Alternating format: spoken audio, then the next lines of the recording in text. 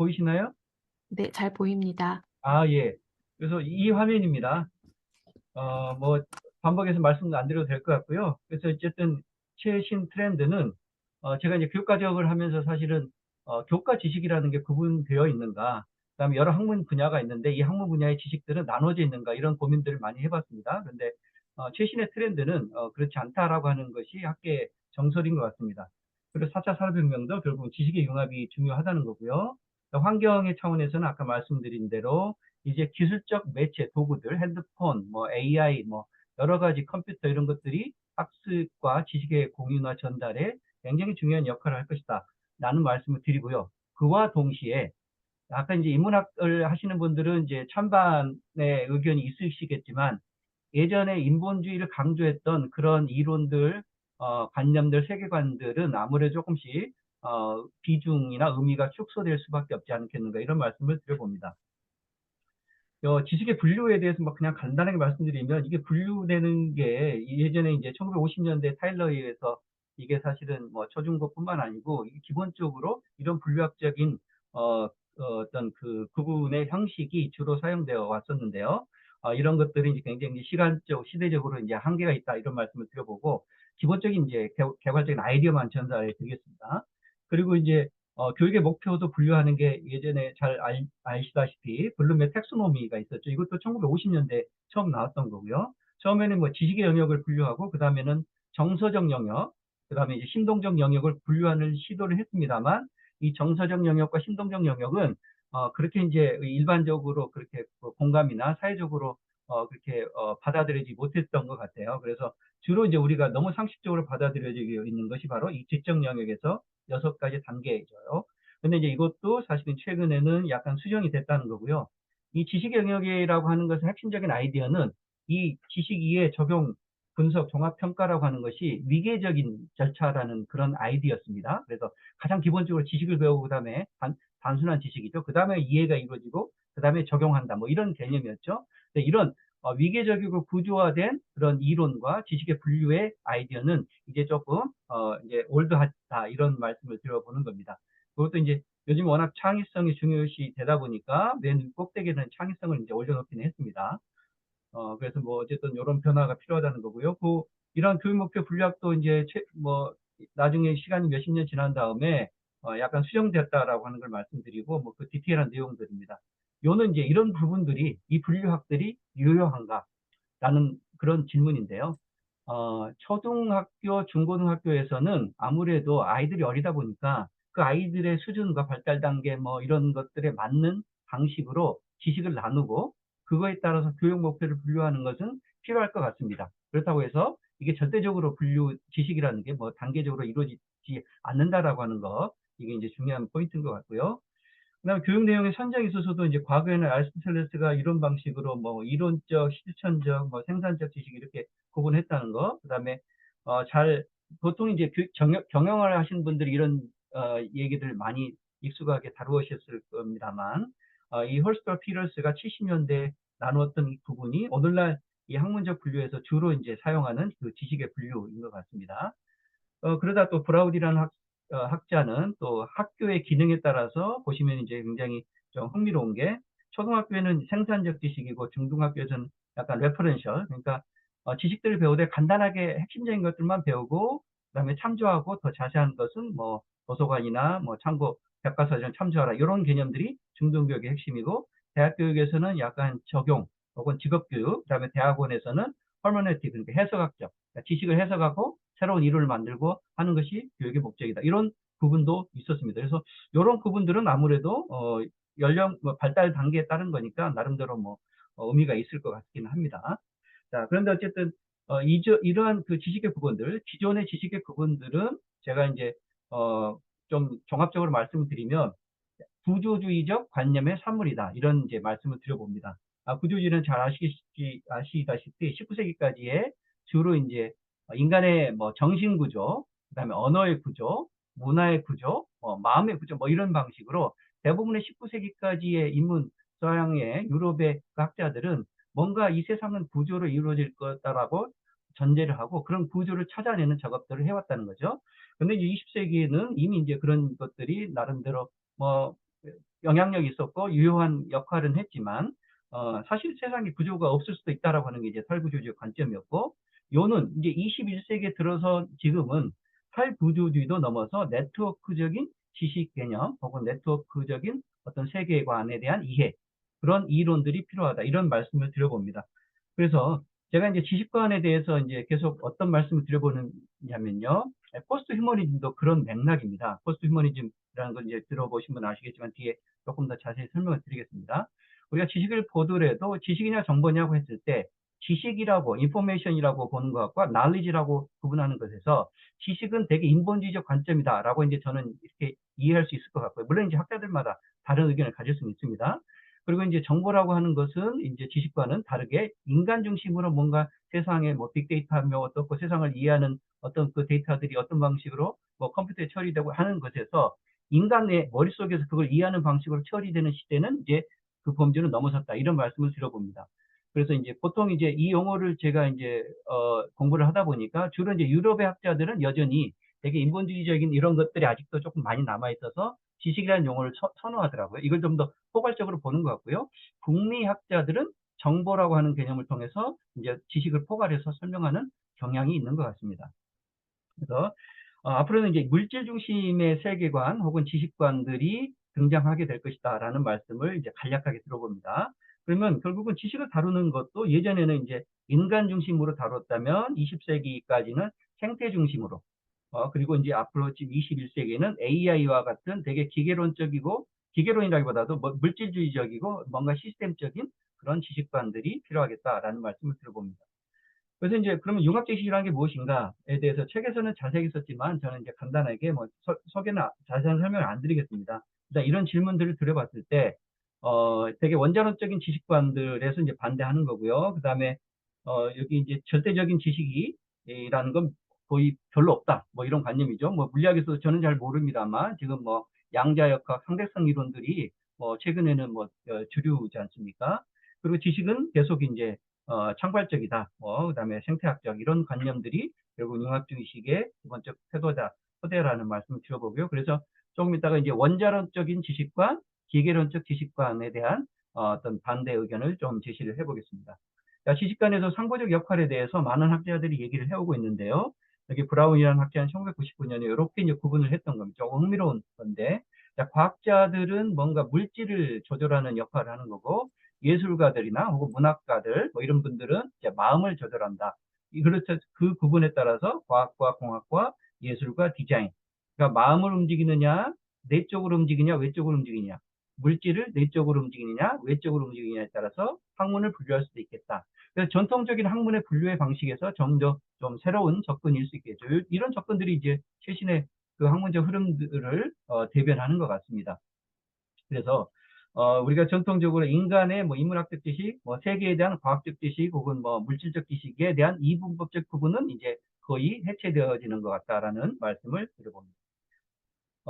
제가 이제 인공지능의 융합교육에 대해서 학생들 이제 뭐 주임 교수도 하고 있고 한 4년째 교사들을 대상으로 주로 이제 그런 교육들을 해오고 있는데요.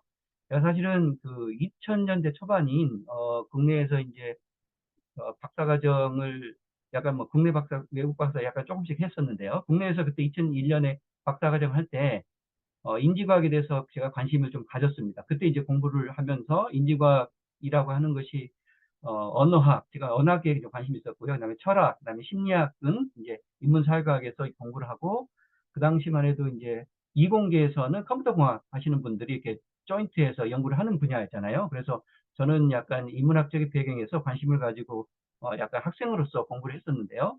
제가 드리고 싶은 말씀은 그 당시만 해도 인공지능에 대한 연구가 뭐 1980년 이후로 훨씬 더 활발하게 이루어져 왔지만 그 당시만 해도 인공지능의 능력이나 역량이 인간의 사고력이나 뭐 인간의 어떤 그 뭐 의식의 수준에 도달할 것이냐 아닐 것이냐에 대해서 학계의 어떤 논란이 굉장히 비등했던 것 같습니다. 그래서 결국 인공지능이 인간 수준으로 도달할 수 있다라고 보시는 학자들도 있었지만 그렇지 못하다라고 생각하는 학자들이 많았다는 거죠. 근데 20년이 지난 최근에는 제가 뭐 이게 통계적으로 말씀드리기는 어렵습니다만 최근의 전체적인 트렌드는 이제 거의 기울어진 것 같습니다. 어떻게 기울어졌냐? 당연히 인공지능이 인간의 능력을 충분히 넘어설 수 있다라고 하는 관점으로 인지과학적으로나 뭐 어떤 인공지능의 어떤 이론들이나 차원에서 그렇게 넘어가는 것 같습니다. 물론 이제 소수 의론이나 뭐 다른 의견들이 있을 수 있습니다. 자, 그런데 결국 그때 이제 뭐 이런 논의를 해왔죠. 우리가 튜링 테스트는 설명 안 드려도 아실 거고, 존 서리언 학자가 보통 이제 이 차이니스 룸이라는 가설을 통해서 인공지능이 뭔가 인간이 요구한 입력값대로 뭔가 처리해서 응답을 하는데 그 응답한 내용을 얘가 알고 할 것이냐 모르고 할 것이냐에 대한 사고 실험, 철학자입니다. 철학자로서 그런 제안을 했겠죠. 그게 이제 차이니스 룸 가설입니다. 이 가설을 혹시 모르시는 분이 있으실까 말씀을 드린다면, 여기 왼쪽 밑에 있는 그림에서처럼 왼쪽에 어떤 사람이 뭔가 입력값을 주면 안에 있는 사람이 차이니스 방이죠. 그러니까 인공지능은 차이니스의 룰만 아는 거고 실제 차이니스의 원리라든가 실제 차이니스를 사용하는 것도 아니고 뭐 그렇다라고 하는 어떤 가설적 상황을 해놓고 인공지능은 규칙에 의해서 응답을 할 뿐이지 이 내용에 대해서 모를 수 있다라고 하는 것이 이 차이니스 룸의 가설입니다. 그렇죠? 근데 사실 이런 가설은 예전에 이제 데카르트 때에도 호몽클루스 가설로 라는 게 있었다고 합니다. 호몽클루스라고 가설은 이제 난쟁이가 인간의 머릿속에 있어서 걔가 사실 의식의 주체가 되는 게 아닌가라고 하는 가설이죠. 근데 이제 오른쪽 밑에 그림에서 보시지 이 난쟁이라고 하는 것에 이 사고를 할 수 있는 존재라면 그 난쟁이 머릿속에 또 누가 있을 것인가 이렇게 계속 반복적이 이 수밖에 없다는 딜레마에 빠지게 되잖아요. 그래서 학자들이 이제 이 난쟁이 가설은 그냥 폐기 처분한 거죠. 근데 여전히 아직까지도 이러한 그 기계론적으로 인공지능이 뭔가 룰만 알고 있지 그 룰에 따라서 응답을 하는 것이지 내용은 알지 못하는 것이다라는 그런 생각을 가지신 분들이 있는 것 같습니다. 저는 이제 이런 것을 기계론적 사고로 하고요. 그다음에 이 난쟁이 가설을 원자론적 사고라고 비유를 할 수 있을 것 같습니다. 자, 그래서 결론적으로 뭐냐면 인공지능은 이 기계론의 수준도 아닌 것 같고요. 원자론의 수준도 아닌 것 같다라고 하는 말씀을 이제 좀 뒤에 좀 자세히 드려보도록 하겠습니다. 원자주의에 대한 어떤 반대적인 가설들은 이미 여러 가지, 뭐 최근에 이 연결주의적 이론들은 뭐 학문 분야에 상관없이 여러 관들에 쓰일 수 있는 것 같아요. 우리가 뭐 여기 이제 그림에서는 뉴런의 그림을 보여주듯이 뭐 신경생리학이나 이런 것들, 여기서도 의대 교수님도 많이 계시지만 이런 것들에 대한 연구와 관찰, 발견들이 이루어지다 보니까 이제 더 이상 우리가 자연도 그렇고 아래에 있는 그림도처럼 구조주의 관념이 아니라 이렇게 서로 얽히고 설킨 이런 브리콜라주의 관념 혹은 이렇게 네트워크적으로 얽히고 설킨 그런 관념을 바탕으로 그리고 이론적인 아이디어를 바탕으로 세상을 설명하려는 것들이 이제 등장하기 시작했다라고 하는 거죠. 그래서 기존의 원자주의 기계론적 구조주의적 관점으로 인공지능을 이해하는 것은 한계가 있다라는 말씀을 드려봅니다. 뒤에서 말씀을 좀 더 부연 설명드리고요. 융합의 기본 원리로서 뭐 이런 것들은 이런 원리가 있다는 거니까 이거는 제가 굳이 설명 안 드려도 익숙한 용어니까 그냥 넘어가도록 하겠습니다. 그리고 융합 지식을 위한 이론적 접근, 뭐 네트워크, 집단지성, 통섭 이런 것들도 그냥 넘어가도록 하겠습니다. 그래서 이제 과학적 지식과 근데 그런 문화적 지식이라고 하는 거 요즘에 인문학적 소양을 되게 강조하잖아요. 인문학적 소양 역할을 할 수 있는 바는 뭐냐? 뭐 이런 것들이 제가 이제 논문에 2014년 논문에 썼던 것이 이제 문화적 지식들은 아이디어를 생성하고 사고를 혁신하고 뭐 지식을 공유하는 차원에서 이런 기여를 할 수 있고 그래서 과학적 지식과 같이 융합해서 뭔가 앞으로는 이런 새로운 기술들이 필요할 것이다. 이렇게 뭐 얘기를 해볼 수 있을 것 같습니다. 이게 이제 융합 지식이 필요한 어떤 의미가 되겠죠.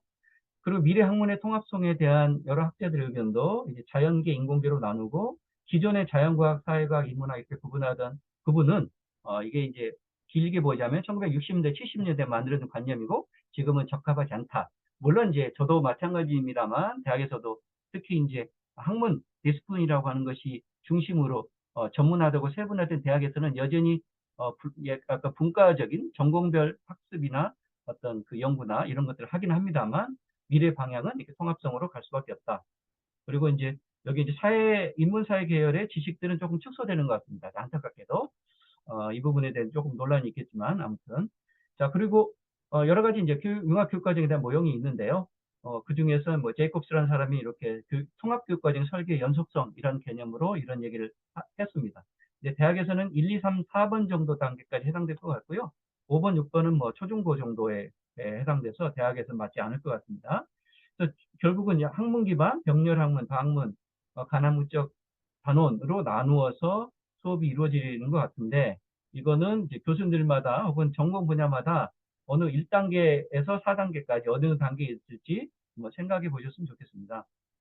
자, 학문의 융합과 그다음에 대학의 뭐 이런 뭐가 우리가 이제 전공을 통폐합하는 문제들이 되게 이제 민감한 문제라서 이런 부분에 대해서 조금 조심스럽긴 합니다만 이론적으로나 학문적으로는 구분하는 것이 여전히 어느 정도 유효할 것인가 뭐 이런 고민들을 좀 해본다는 거죠. 자, 그리고 이제 잘 알려진 포가티라는 학자는 이제 교육과정 통합을 크게 이제 뭐 10가지의 단계별로 구분을 했었는데요. 밑에 보시면 이제 크게 이제 이 10개의 모델들을 세 가지로 분류를 해본다면 여기 왼쪽에 그리 보면 교권의 통합은 이렇게 충분히 할 수 있을 것 같습니다. 그래서 이제 과학교과에서 물화생지에서 실질적으로 뭐 수업이나 학과는 분리되어 있을지라도 연구라든가 논의라든가 이런 것들은 통합적으로 많이 하고 계시잖아요. 이게 이제 교권의 통합이고요. 그다음에 가운데 있는 것이 이제 과학이나 인문학, 그러니까 학계, 계열별로 통합이 있는 거죠. 자연과학과 사회과학이 통합적으로 연구한다든가 이것은 뭐 아직은 많지 않은 것 같습니다. 근데 점차 이런 것들이 아무튼 대세나 필요성이 좀 더 커진 것 같습니다. 최근에 등장한 대학들마다 다르겠지만 최근에 등장한 융복합 전공들은 대체로 이것에 기반해서 융합이 이루어지고 있다고 볼 수 있겠고요. 오른쪽에 보시면 또 융합이라는 게 교과나 지식 간의 융합만 있는 것이 아니고 학습자나 어떤 그 학습자 간의 통합도 있다라고 하는 거죠. 이게 이제 몰입형이나 네트워크형이라는 거다라는 차원에서 말씀드려보고요. 근데 이제 저는 여기서 한 단계 더 나가서 이제 교과 통합의 시대도 지났고 지식의 통합은 너무 당연한 거고 이제 학습의 통합이라는 얘기를 좀 저는 강조를 하고 있습니다. 학습의 통합이라고 하는 것은 배우는 것, 지식이나 학습하는 방법도 이제 섞이는 거고요. 그 다음에 학습 주체, 인간, 학생하고 학습의 도구라는 게 대표적인 인공지능이잖아요. 뭐 컴퓨터, 뭐 PPT, 이런 모든 것들이 도구죠. 이런 도구들도 통합된다라고 하는 것을 조심스럽게 말씀드리고 옵니다. 그 디테일한 내용들 뒤에 이제 나올 때고요. 그다음에 이제 여기 이 다음에 나온 내용들은 이제 중고등학교 선생님들한테 주로 하는 내용이라 그냥 넘어가도록 하겠습니다. 교수학습 유형의 변화도 폐쇄적에서 공동적으로 가는데 중고등학교에서는 특히 이제 진보 교육감이 있는 그 시도 학교에서는 사실 폐쇄적 교수가 아니라 협력과 개방적인 이 두 번째, 세 번째의 수업들을 많이 실천을 했습니다. 대학에서는 이게 어느 정도 이루어지는지 잘 모르겠고요. 일단 대학의 특성상 저는 뭐 이 정도는 얘기할 수 있을 것 같아요. 수업은 나눠서 하더라도 연구는 충분히 이제 이게 통합적으로, 융합적으로 하는 게 뭐 당연하고 그건 좀 받아들이시는 것 같습니다. 교수님들이. 자, 그래서 여기까지가 이제 사실은 오늘 제가 주어진 융합 지식이라고 하는 것 때문에 제가 이제 앞에 서론 차원에서 말씀드렸던 거고요. 제가 이제 주로 강연을 하고 하면서 아이디어를 공유하는 내용들이 바로 이제 이 두 번째, 세 번째, 네 번째의 내용입니다. 자, 그래서 이러한 그 융합 지식과 미래 교육의 방향성을 제시하는 그 대표적인 이론적 기반이 포스트 휴머니즘이라고 말씀을 드렸었는데요. 그 간단한 설명을 좀 드려볼게요. 여기는 인문사회학에 계시지 않은 교수님들도 계셔서 일단 포스트 휴머니즘은 세계관 자체가 인간을 중심적으로 보는 게 아니고 인간을 다른 모든 존재들, 여기는 뭐 생물학적 존재들인데요. 이 안에는 도구나 물질이나 기계, 컴퓨터, 인공지능도 다 포함되는 차원에서 되게 이게 수평적인 그런 존재론 차원에서 인간의 역할을 보는 것이다. 이렇게 보시면 되겠습니다. 왜 이렇게 보냐면요. 인본주의라고 하는 것은 되게 인간 이기적인 관점, 인류 중심주의다라고 하는 게 대부분의 인문학자들, 이걸 주장하는 인문학자들의 생각입니다. 자, 그러면 이제 다른 존재들도 인간으로 될 수 있느냐? 그 수평적 존재가 되면 뭐 AI나 대표적으로 AI나 동물이 인간의 존재론적인 가치나 그런 그 어떤 위험성을 부여될 수 있느냐? 뭐 이런 고민을 해보겠죠. 실제로 이 사례는요, 2015년에 여기는 오랑우탄입니다. 여성 오랑우탄인데요. 인간으로 법적인 지위를 받았습니다. 이래서 이분은 더 이상 유인원이 아니고 인간 자격을 얻으신 분이고요. 그래서 이제 그러다가 5년 후에 2019년에 돼서 독자적인 쉘터를 마련해 줬다는 그런 기사입니다. 그래서 요는 이제 뭐 이런 사례가 많지는 않겠지만 동물들도 인간으로 간주될 수 있다, 있는 시대가 됐다라는 말씀을 드려보고요. 이제 생물학 교수님은 잘 아시겠지만 우리가 이제 이 영장류 분류학을 보면 유엔 밑에 있는 오랑우탄, 고릴라, 침팬지, 사람에 해당하는 이 영장목의 네 종류, 사람 속이죠, 정확하게. 영장목 사람 속에 있는 네 종류는 충분히 앞으로 인간으로 취급될 가능성이 있는 것 같습니다. 물론 이제 이 중에서 뭐 똑똑한 개체들이 그렇게 되겠죠. 그래서 어쨌든 생태적인 구분과 인본주의에서 인간의 구분들의 경계가 무너진다, 이런 말씀을 드려보고 있는 거고요. 그것의 가장 논리적인 설명이 바로 이겁니다. 우리가 휴머니즘이라고 했을 때 휴먼의 대상은 누구인가 라고 하는 것에 대한 설명인데요. 자, 호모사피엔스라고 하는 것은 우리가 인류를 구분하는 하나의 그 종에 대한 구분의 이름이잖아요. 그래서 모든 사람들, 뭐 예를 들어 전 세계 80억 인구는 다 호모사피엔스가 될 수 있겠죠. 그런데 더 휴먼 혹은 휴머니스라고 했을 때 이 휴먼의 개념은, 그러니까 인간됨의 개념은 이러한 생물학적이고 과학적인 개념이 아니라 되게 정치적이고 혹은 윤리적이고 하는 뭔가 추상화된 관념이다라고 하는 개념입니다. 그래서 인간의 범주에는 예전부터 많은 사람들이 다 인간이 됐던 게 아니고요. 여기서 출발점은 뭐 17, 16세기 뭐 예전에는 교육을 받았고 백인이고 귀족이고 건강을 한 어떤 뭐 장애가 없는 이런 남자들만이 인간 대접을 받았다라는 게 이게 휴머니즘의 개념이다라고 이제 이 철학자나 인문학자들이 지적을 하고 있습니다. 그래서 사실은 이제 뭐 교육을 안 받은 사람은 너가 인간이냐 했을 때 충분히 인간 취급을 못 받은 것이 당연할 수 있다는 거죠. 그게 인간성 혹은 인본주의의 개념이다라고 규정을 하는 겁니다. 그래서 이제 이런 범주가 확장되게 될 텐데 생태적인 존재로도 확장되는 거고요. 그래서 이 개나 고양이도 인간으로 취급하는 경우가 역사적으로는 있었습니다. 예를 들어서 유럽에서 17세기, 18세기에서는요. 사람들을 구분할 때 물론 이제 바람직하지 않습니다. 그 당시에는 이거 계급적 차별, 인종적 차별들 바탕으로 이렇게 했기 때문에 그걸 옹호하는 건 절대 아닙니다. 그 당시 유럽의 귀족들이 1등 시민이었고, 그 다음에 자신들이 키우는 개나 고양이가 2등 시민, 그 다음에 뭐 평민, 그 다음에 마지막 노비들은 뭐 거의 인간 취급을 못 받는 이런 방식으로 구분하는 개념이 바로 인본주의적 개념이다. 그래서 이제 이 인본주의에 대한 비판을 바탕으로 포스트 휴머니즘이 나온 겁니다. 그러니까 포스트 휴머니즘은 포괄적이잖아요. 그래서 당연히 생태적 존재들도 포괄할 수 있다는 거고요. 그 다음에 여기 나오는 사이보그나 AI와 같은 기술적 존재들도 포괄을 한다는 겁니다. 자, 그래서 이 AI도 인간이 될 수 있는가에 대해서는 이제 이런 질문을 던진다. 우리가 철학적으로나 약간 뭐 정치적으로는 논란이 있겠습니다만 충분히 가능성이 있다라고 대답을 해야 맞을 것 같고요. 그런 차원에서 사실은 왜 이제 갑자기 포스트 휴머니즘, AI의 인간성 이런 얘기를 하느냐. 이게 이제 우리가 학습의 문제를 다루고 지식의 문제를 다루고 미래의 교육이 어떻게 변할 것인가의 문제를 다루다 보니까 이렇게 이제 조금 더 포괄적인 차원에서 말씀을 드리는 거고요. 자, 학습의 주체라고 하는 것도 이제는 우리가 뭐 어린이 아이들 또 학생들과 같은 인간 학습자만이 학습의 주체다라고 생각하는 관념을 이제 버려야 된다라는 그런 말씀을 지금 강조를 드리는 겁니다.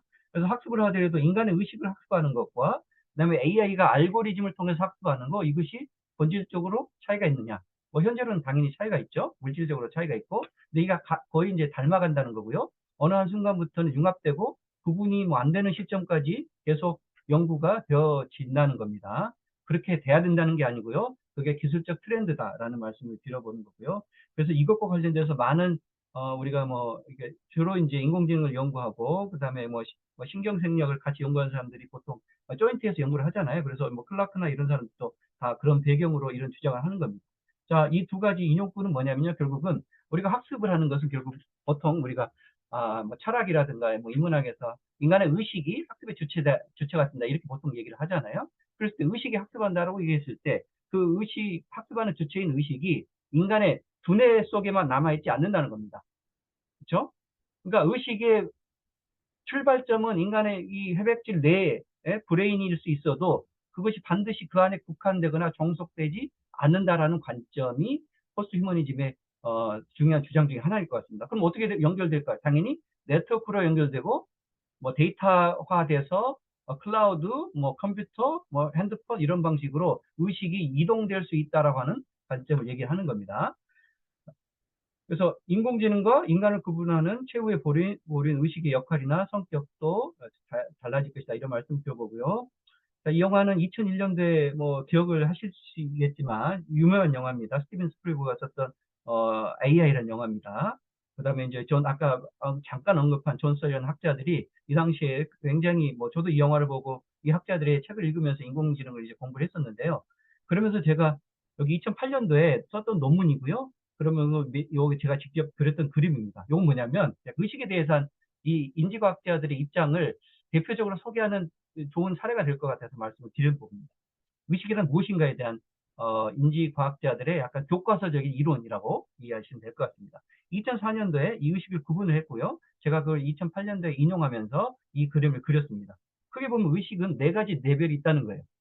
인지과학 하신 분 너무 교과서적인 얘기인데요.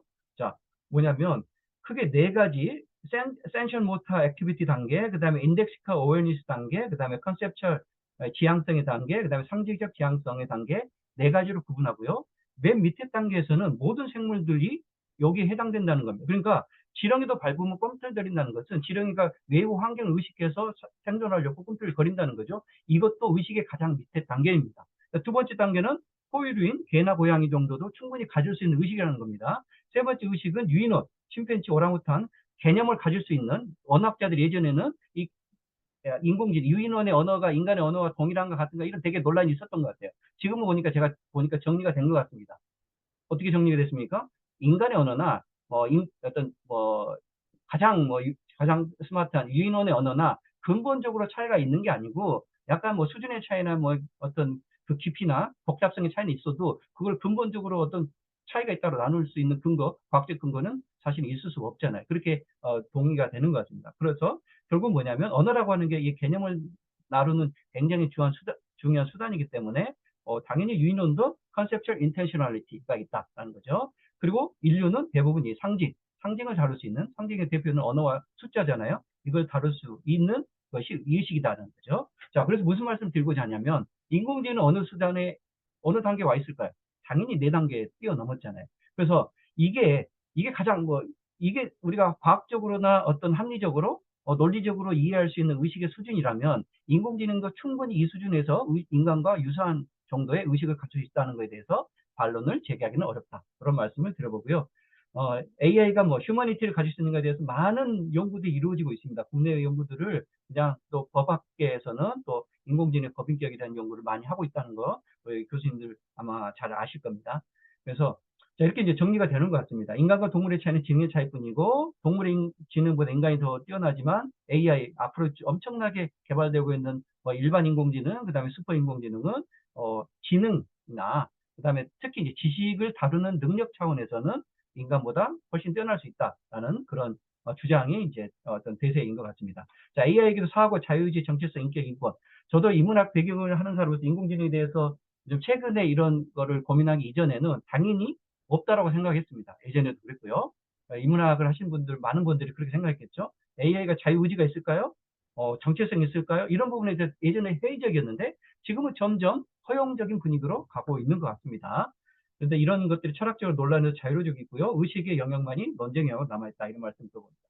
이것을 주장하는 대표적인 학자가 데넷이라는 학자였고요. 이 사람은 이제 존재 의식이라는 것을 존재의 부형성이라고 얘기합니다.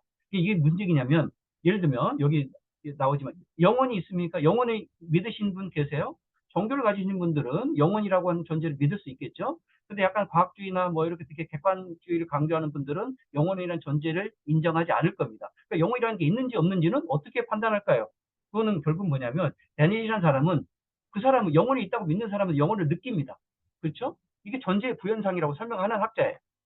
내가 영혼을 느끼고 나는 존재이기 때문에 특히 이제 어느 정도 사고가 있고 생각이 많은 존재죠. 생각이 복잡한 존재입니다. 근데 그 존재는 뭔가 생각을 할수록 영혼이라고 하는 것을 떠올리고 실질적으로 느낄 수도 있다는 거예요. 그리고 그 느꼈다는 것을 과학적으로는 검증할 수 없지만 그 느낌, 주관적 경험은 충분히 인정할 수 있다. 이게 이제 현상학입니다. 그거를 확인할 수 없다는 게 실증주의고요.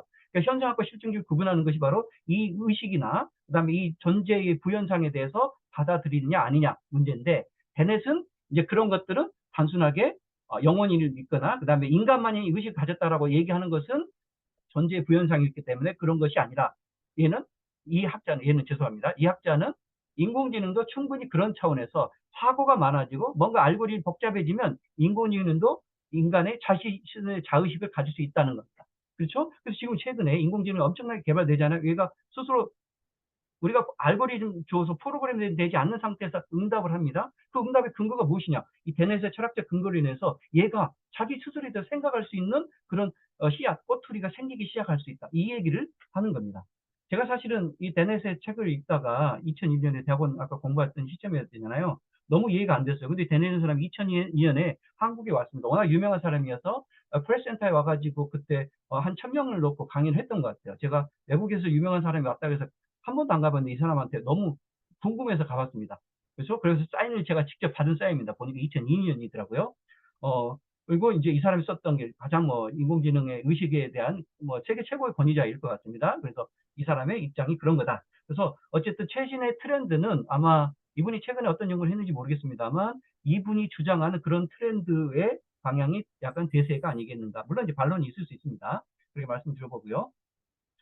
그리고 이제 그런 차원에서 결국 인공지능의 어떤 잠재력이나 이런 것들을 강조하는 분들이 트랜스휴머니스트입니다.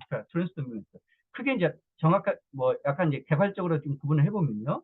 포스트 휴머니즘의 갈래가 크게 세 가지가 있습니다. 왜 트랜스휴머니스트들이 있고요. 그 다음에 네오 휴머니즘이 있고, 그 다음에 뒷반적 포스트 휴머니스트들 이렇게 구분됩니다. 간략하게 말씀드리면 기술 중심주의자들, 그러니까 공학이나 인공지능 이 기술이 모든 것을 해결해 줄 수 있다. 기술 만능주의, 그냥 간단하게 말씀드려서 이분들의 트랜스 휴머니스트예요.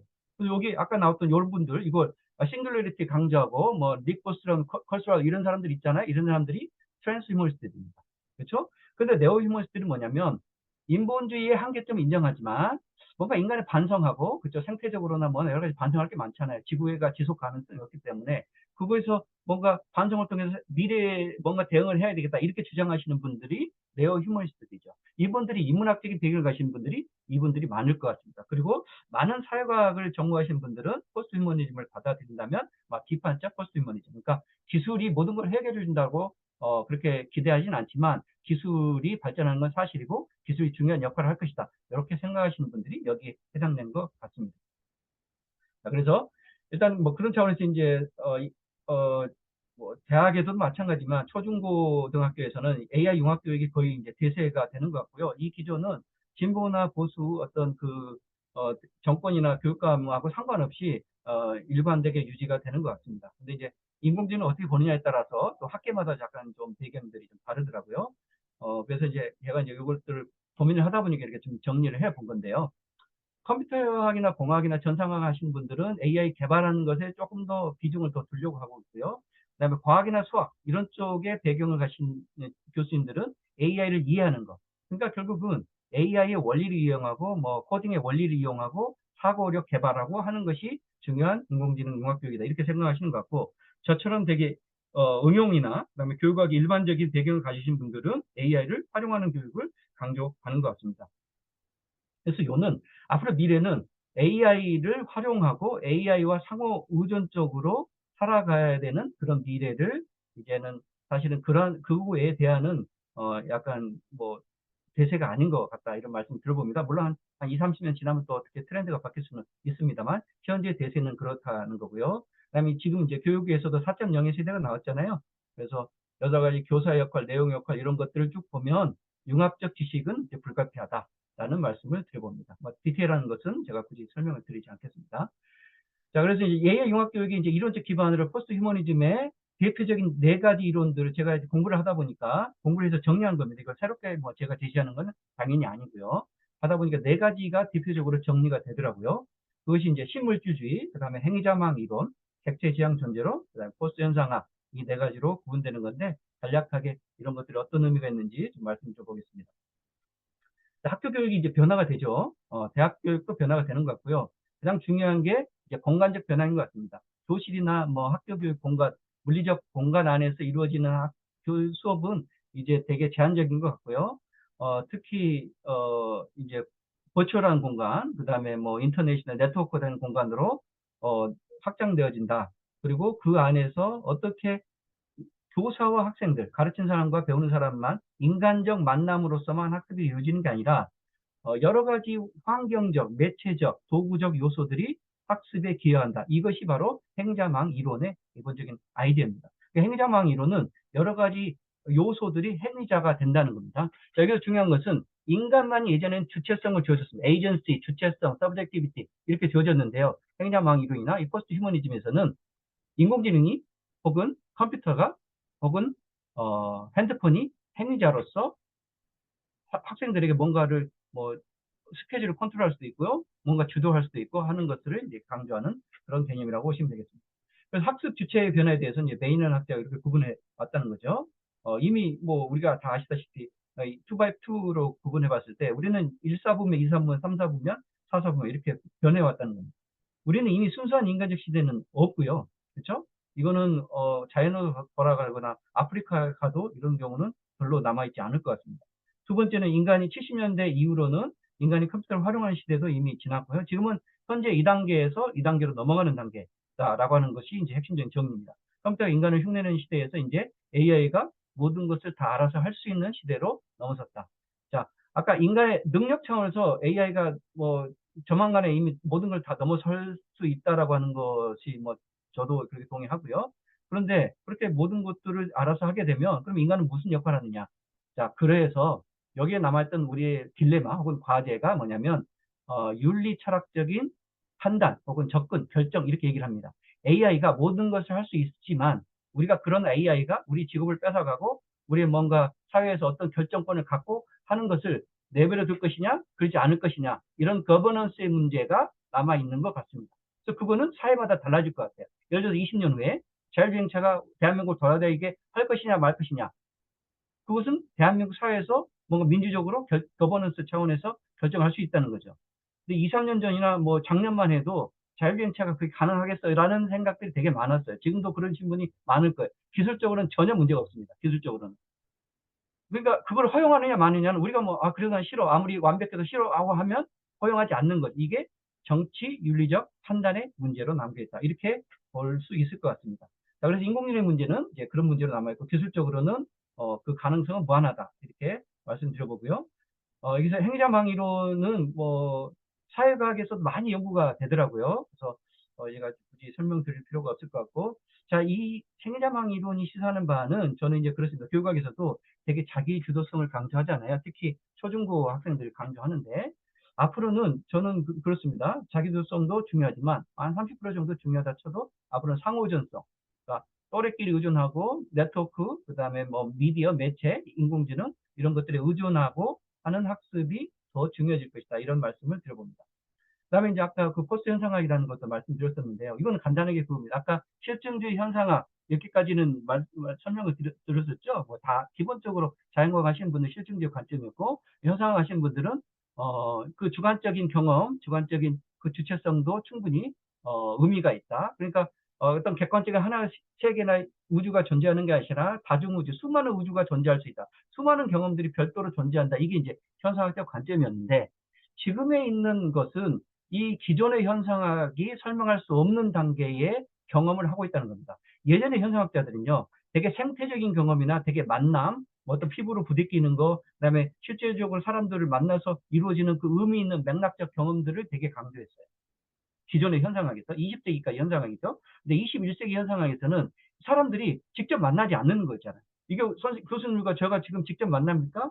그냥 소리만 들을 수도 있고 그냥 이건 뭐 거의 뭐 소리만 전달되잖아요. 그런데 여기서 의미가 없습니까? 20년 전에는 이게 의미가 없다고 봤어요. 우리가 코로나 처음에 줌 처음에 들어왔을 때 그래 가지고 무슨 학습이 되겠냐 이런 얘기가 되게 도미넌트 했잖아요. 근데 교수님도 그렇게 생각하지 않잖아요. 결국 뭐냐면 여기서 내가 관심을 가지고 어떤 형태에 있든지 어떻게 떨어져 있든지 그게 중요한 게 아니고 이런 가상적 경험이나 어떤 비대면 경험도 의미가 있을 수 있다라고 설명하는 게 포스트 현상학입니다. 기존의 현상학에서 어떤 그 어떤 전제 조건들을 많이 그 확장시킨 거라고 보시면 되겠죠.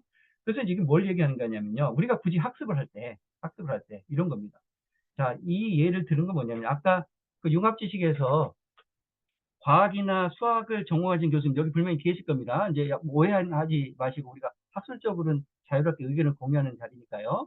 과학이나 수학적인 사고 훈련이 중요하다라고 강조를 하시는 거예요. 그러니까 컴퓨터 공학하시는 분들은 뭐 컴퓨터에 친숙해져야 되고 코딩도 할 수 있어야 되고 뭐 이렇게 해야 돼 당연히 그분들은 그렇게 얘기하겠죠.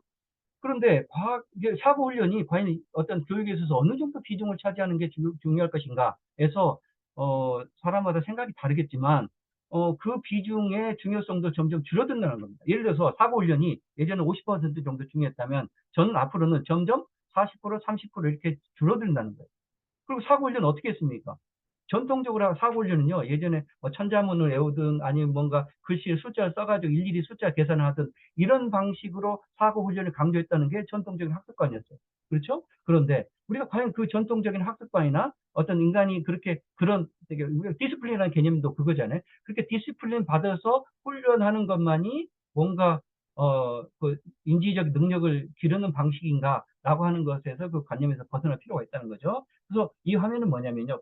굉장히 다양한 도구들이나 매체들이 아이들의 학습을 촉진시키는데 활용될 수 있다라는 겁니다. 이렇게 게임, 뭐 이제 게임이나 가상현실 같은 경우는 이제 중독의 문제, 컨트롤 문제는 당연히 교육학자로서 고민을 해봐야 되겠지만 그 가능성을 반드시 무조건 이제 부정적으로 볼 필요는 없다라는 말씀을 들어보고요. 문법학습이 이제 그 대표적인 거죠. 예전에 라틴 문법 훈련하는 게 이게 인재를 훈련하는 아주 대표적인 방법이다. 이런 주장들이 되게 도미넌트 했잖아요. 지금은 그렇게 생각하시면 없겠죠. 그래서 우리 다양한 메타버스의 환경에서도 우리는 충분히 활용할 수 있다. 이걸 어떻게 교육적으로 유의미하게 만들 것이냐. 이거는 이제 앞으로 주어진 과제다라는 말씀을 드려봅니다. 그래서 지금은 이제 플라톤의 세계도 아니고 뉴턴의 세계도 아니고 이 퀀텀 멀티버스의 세계이고 이럴 때 필요한 것이 포스트 현상학적 세계다. 이렇게 설명을 드려봅니다. 자, 아날로그 시기도 이제 넘어갔다는 거죠. 자, 요것도 이제 제가 조금 더, 뭐, 너무 상식적인 얘기지만 강조하고 싶은 거는 그겁니다. 예전에는 컴퓨터가 발명되기 시점까지는 아날로그가 대세였겠죠. 그런데 디지털 도구가 만들어졌잖아요. 제가 이거는 질문입니다. 교수님들. 제가 고민하고 있는 부분이에요. 예전에는 저도 인문사회학자로서 아날로그라는 게 있고 디지털이 이거 있는데 컴퓨터가 등장해서 아날로그 같은 자연스러운 것을 디지털로 자꾸 억지로 만들었단 말이에요. 1과 0으로 모든 신호를 변환해서 디지털로 표현하잖아요. 그러니까 아날로그의 맛이 사라졌다라고 믿고 있었습니다. 그래서 이 디지털은 이건 자연스럽지 않는 거야 라고 생각했습니다. 근데 지금 이 포스트 휴먼적 관점에서는 내가 이 생각이 맞는가라는 게 아직도 고민이 됩니다. 그러면서 질문을 던져봅니다. 과연 아날로그는 자연스러운가? 혹은 디지털이 자연적인 것이 있을 수 있는가? 그러니까 어떤 게 내추럴한 것이는가? 내추럴 자연현상은 아날로그적인가? 디지털적인 것인가? 이런 질문입니다. 이건 제가 이제 아직 좀 뭔가 그럴듯한 이론들을 많이 못 봐서 공부하고 있는 중이니까 뒤에서 교수님들 좀 코멘트를 주시면 좋겠습니다. 자, 그런데 이유는 뭐냐면 디지털적인 세계가 점점 확장되어 가고 있죠. 인터넷 등장으로 네트워크가 되면서 아날로그 세계에서 상당 부분을 차지하고 있죠. 우리가 실제 경험도 엄청나게 디지털 네트워크 속에서 많이 합니다. 그러니까 우리가 자고 일어나서 내 삶에 시간을 쓰는데 디지털 환경에서에 해당되는 그 시간과 그냥 순수한 아날로그적 환경에서 시간과 어느 정도 비율이 되는지 생각해 보시면 아시겠죠. 그다음에 스마트 기기 시대에는 이 보세요. 디지털과 어떤 아날로그 세계가 이렇게 병행되잖아요. 그리고 지금 현재는 메타버스가 시작이 되면 오히려 아날로그의 세계는 축소되고 이 디지털, 가상, 메타버스 확장된 시기는 더 넓어지지 않을까라는 생각을 해본다는 겁니다. 뭐 이것에 대해서는 뭐 의견이 다를 수 있습니다. 자, 아날로그 세계는 이렇게 생각하시면 좋을 것 같아요. 이거는 순수하게 지구적, 글로벌한 생태의 물리적 환경이 구속되는 겁니다. 그러니까 우리가 지구 안에서 살게 되는 그 시스템 안에서는 당연히 아날로그를 생각해도 우리가 이미 화성을 가고 달나라를 가고 하는 시점, 미래는 더 많이 가겠죠? 하는 시점에서 아날로그를, 기술을 배제한 아날로그적인 상태에서 인간의 삶을 설명하거나 예측하거나 대비하는 것은 절대적으로 한계가 있을 수밖에 없겠죠. 그런 의미에서 우주 시대에서는 이 디지털적인 그런 기술적 환경에 대한 고려가 필요하다. 이런 오늘 말씀드려봅니다. 그래서 이제 뭐 약간 좀 디지털 경험도 진짜인가 이런 얘기도 제가 이제 이게 설명하면서 좀 가져와 본 건데요. 잘 아시다시피 보들리아르 아시죠? 보들리아르 시뮬러컬 시뮬레이션이라고 하는 이론 책을 써낸 대표적인 학자죠. 사회학자로서. 그러니까 이 사람이 했던 얘기는 핵심적인 건 그겁니다. 현실의 세계가 80년대 나왔잖아요. 컴퓨터가 많이 개발된 시점이어서 그런 것 같습니다. 현실의 세계가 되게 진짜를 사람들이 경험했으면 좋겠는데, 진짜 경험이 있었으면 좋겠는데, 그리고 우주 넘어서인가 이 자연현상의 이 실제 리얼리티죠. 트루스 있어도 있고 리얼리티 있고 이게 사람들이 직접 이걸 경험했으면 좋겠는데 사람들은 점점 실제와 진리를 경험하지 못하고 되게 겉핥기식의 이미지나 뭔가 눈에 보이는 거칠해적인 것을 가지고 그게 진리며 실제라고 착각하고 있다라는 것을 지적한 사회학자입니다. 그것을 시뮬라크라 시뮬레이션의 개념으로 설명을 했다는 겁니다. 그렇죠? 저도 이 사람의 이걸 공부하고 대부분의 사회학자들이 이걸 가지고 설명을 했잖아요. 근데 이게 이제 이렇게 된 논리가 그것입니다. 이미지가 사실은 실제를 재현을 할 수밖에 없잖아요. 아까 플라톤 얘기 나오지만 우리는 진리를 직접적으로 경험할 수 없죠. 뭔가 그림자가 됐든 이미지가 됐든 간접적으로 경험할 수밖에 없습니다. 우리가 신의 섭리를 직접 경험할 수 없잖아요. 그러니까 간접적으로 경험하는데 그 간접적 경험이 자꾸 진리로부터 멀어진다는 거예요. 빛이 바래고 이미지를 가리고 어떨 때는 근거 없는, 그러니까 다이아몬드가 사랑입니까? 다이아몬드가 사랑은 거 전혀 근거가 없는데도 다이아몬드가 사랑인 것처럼 통용되고 있잖아요. 이걸 갖다가 시뮬라크라라고 설명하는 겁니다. 그러니까 다이아몬드 뭐 이런 것들, 이 거칠의 것들이 시뮬라크라라고 설명한 거고요. 그것이 횡행하는 사회를 시뮬레이션 사회라고 설명을 하는 겁니다. 저는 이 두 가지 개념이 항상 헷갈렸는데, 그걸 이제 요 설명으로 좀 도움이 됐을 것 같습니다. 자, 여기서 핵심이 뭡니까? 디지털 세계에서는 원본 없는 가짜가 계속 복사되기 때문에 그 안에서 근거 없는 이미지로 가득 찬 세상이 있었다라고 설명을 했을 것 같아요. 제가 보들려에게 직접 물어보진 않았지만 아마 이런 논리 때문에 컴퓨터가 등장하고 뭔가 복사본이 난무하고 그런 상황에서 특히 현대사회, 현대 문명, 뭐 이 대중매체 사회에서 그런 것들이 난무하잖아요. 이게 대체 어떤 시뮬라크라가 난무하는 사회다라고 얘기를 했을 것 같아요. 그런데 그러면 이런 관념을 바탕으로 우리는 디지털 사회는 가짜라고 인식하는 경향이 많다는 겁니다. 제가 지적하고 싶은 바로 이겁니다. 디지털 사회가 가짜입니까? 라는 거죠.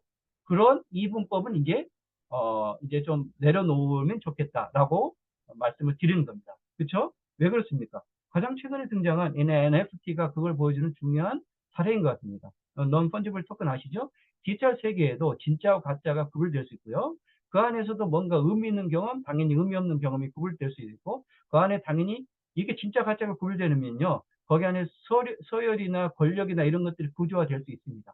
그래서 뭐 이미 실제로 뭐 게임의 세계나 이런 데서도 뭐 그런 게 나름대로 있잖아요. 그래서 요는 우리가 디지털 세계라서 그게 가짜고 그냥 갔다가 놀다가 들어오는 거고 이런 관념은 앞으로는 이제 약간 시대착오적인 것이다라는 말씀을 드려봅니다. 자, 그럼 이제 세 번째 단계로 넘어가도록 하겠습니다. 이 세 번째 단계에 들어와서 이제 뭐 거의 저는 뭐 그냥 천천히 하겠습니다. 혹시 뭐 쉬고 오실 분들은 잠깐 쉬고 오셔도 되겠습니다. 자, AI 기반 학습의 이론적 기초를 아까 크게 이제 네 가지, 조금 줄이면 세 가지로 말씀을 드려볼게요. 신물질주의, 간단하게 설명을 드렸습니다만, 객체지향 존재론, 포스트 현상화. 그러니까 지금은 그 단순하게 지식이 융합되는 것이 아니라 그 융합된 지식이 어떤 방식으로 다루어지고 어떻게 뭐 빅데이터가 될 수도 있고 그게 어떻게 인간의 학습자의 머릿속에 있는 것이 아니라 컴퓨터 속에 전이돼서 들어가고 왔다 갔다 할 수 있는지 그런 원리에 대해서 나름대로 포스트 휴머니즘 관점에서 설명드린다 이렇게 보시면 될 것 같습니다. 자, 신물질주의. 포스트 휴머니즘의 대표적인 이론 중 하나가 신물질주의잖아요. 그렇죠? 이제 이론론입니다. 이론론. 메트리얼리즘이 예전에 이제 막스적인 변증법적 유물론 뭐 이런 이론론하고 성격이 굉장히 다르죠. 훨씬 더 포괄적인 겁니다. 막스는 뭐 사회경제적 조건에 대해 설명하는 거라면 이 신물주의는 모든 전 세계 우주론적인 차원에서 하나다라고 설명을 하는 차원에서 우리가 뉴라는 이름이 붙어 있는 것 같습니다.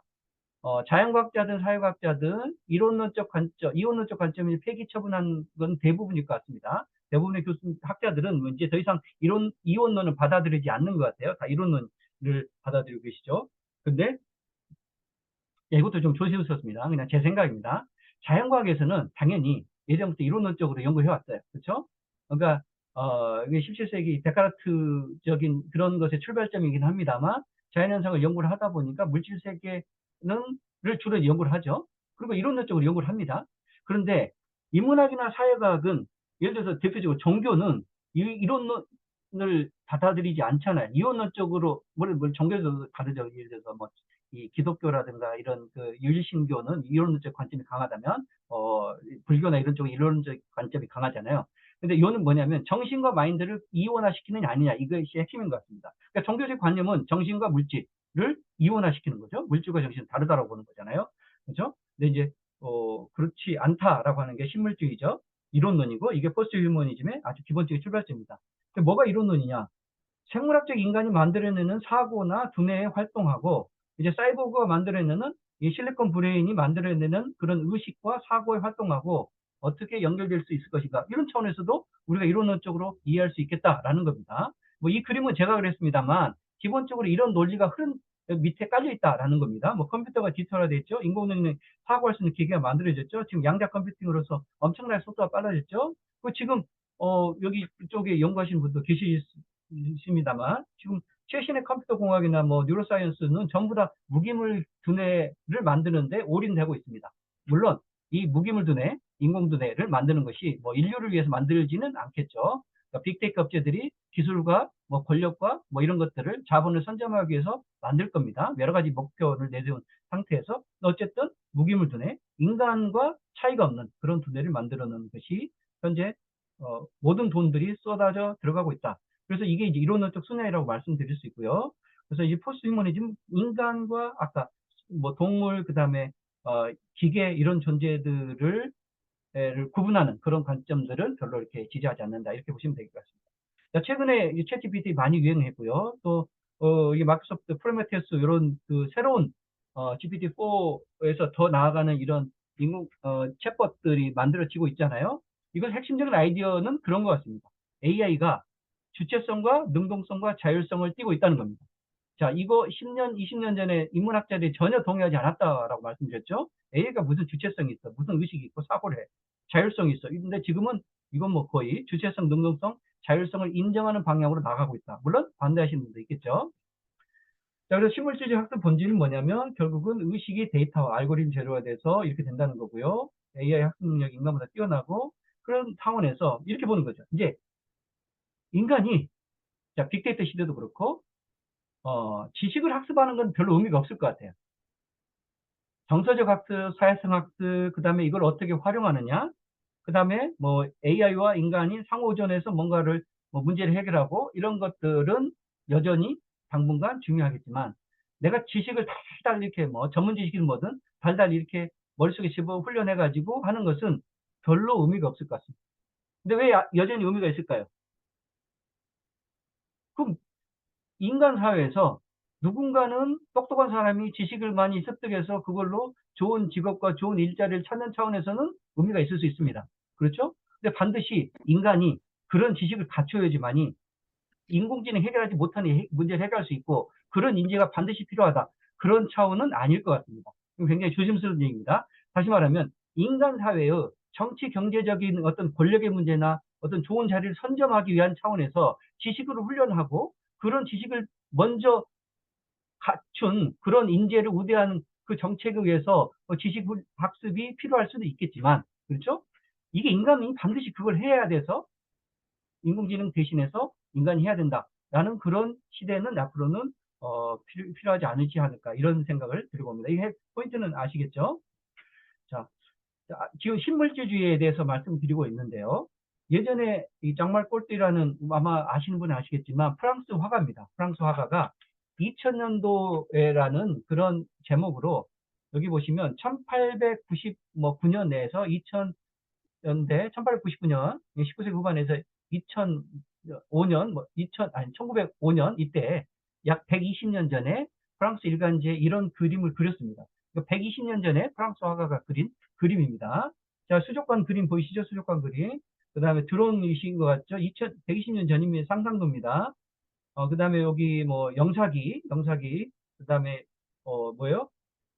이거는 로봇 청소기죠. 로봇 청소기. 그 다음에 우리가 공연을 하더라도 밑에 악단, 기계 악단들이 연주하죠. 프랑스에서 이런 공연을 많이 했으니까 기계가 공연을 할 거고요. 그 다음에 로봇 자동화된 농사 기계, 그 다음에 자동화된 건축 기계, 자동화된 요리 기계, 자동화된 그 운송 수단, 그리고 자동화된 이발 기계가 나온다고 예측을 했답니다. 지금 다 나왔죠? 그렇죠? 그런데 여기서 하나 더. 교육에서도 자동화된 학습 기계가 나온다고 예언했습니다. 여기 출처 나오잖아요. 이 그림 보시면 여기 교수인지 교사인지 이 사람이 책을 갈아놓고 이걸 기계에 갈면 이것이 신호를 따라서 학생들의 머릿속에 주입되는 상상도입니다. 이게 지금 현실로 이루어지고 있습니까? 이런 질문을 제가 이제 드려봅니다. 청중들에게. 이게 이루어지고 있습니까?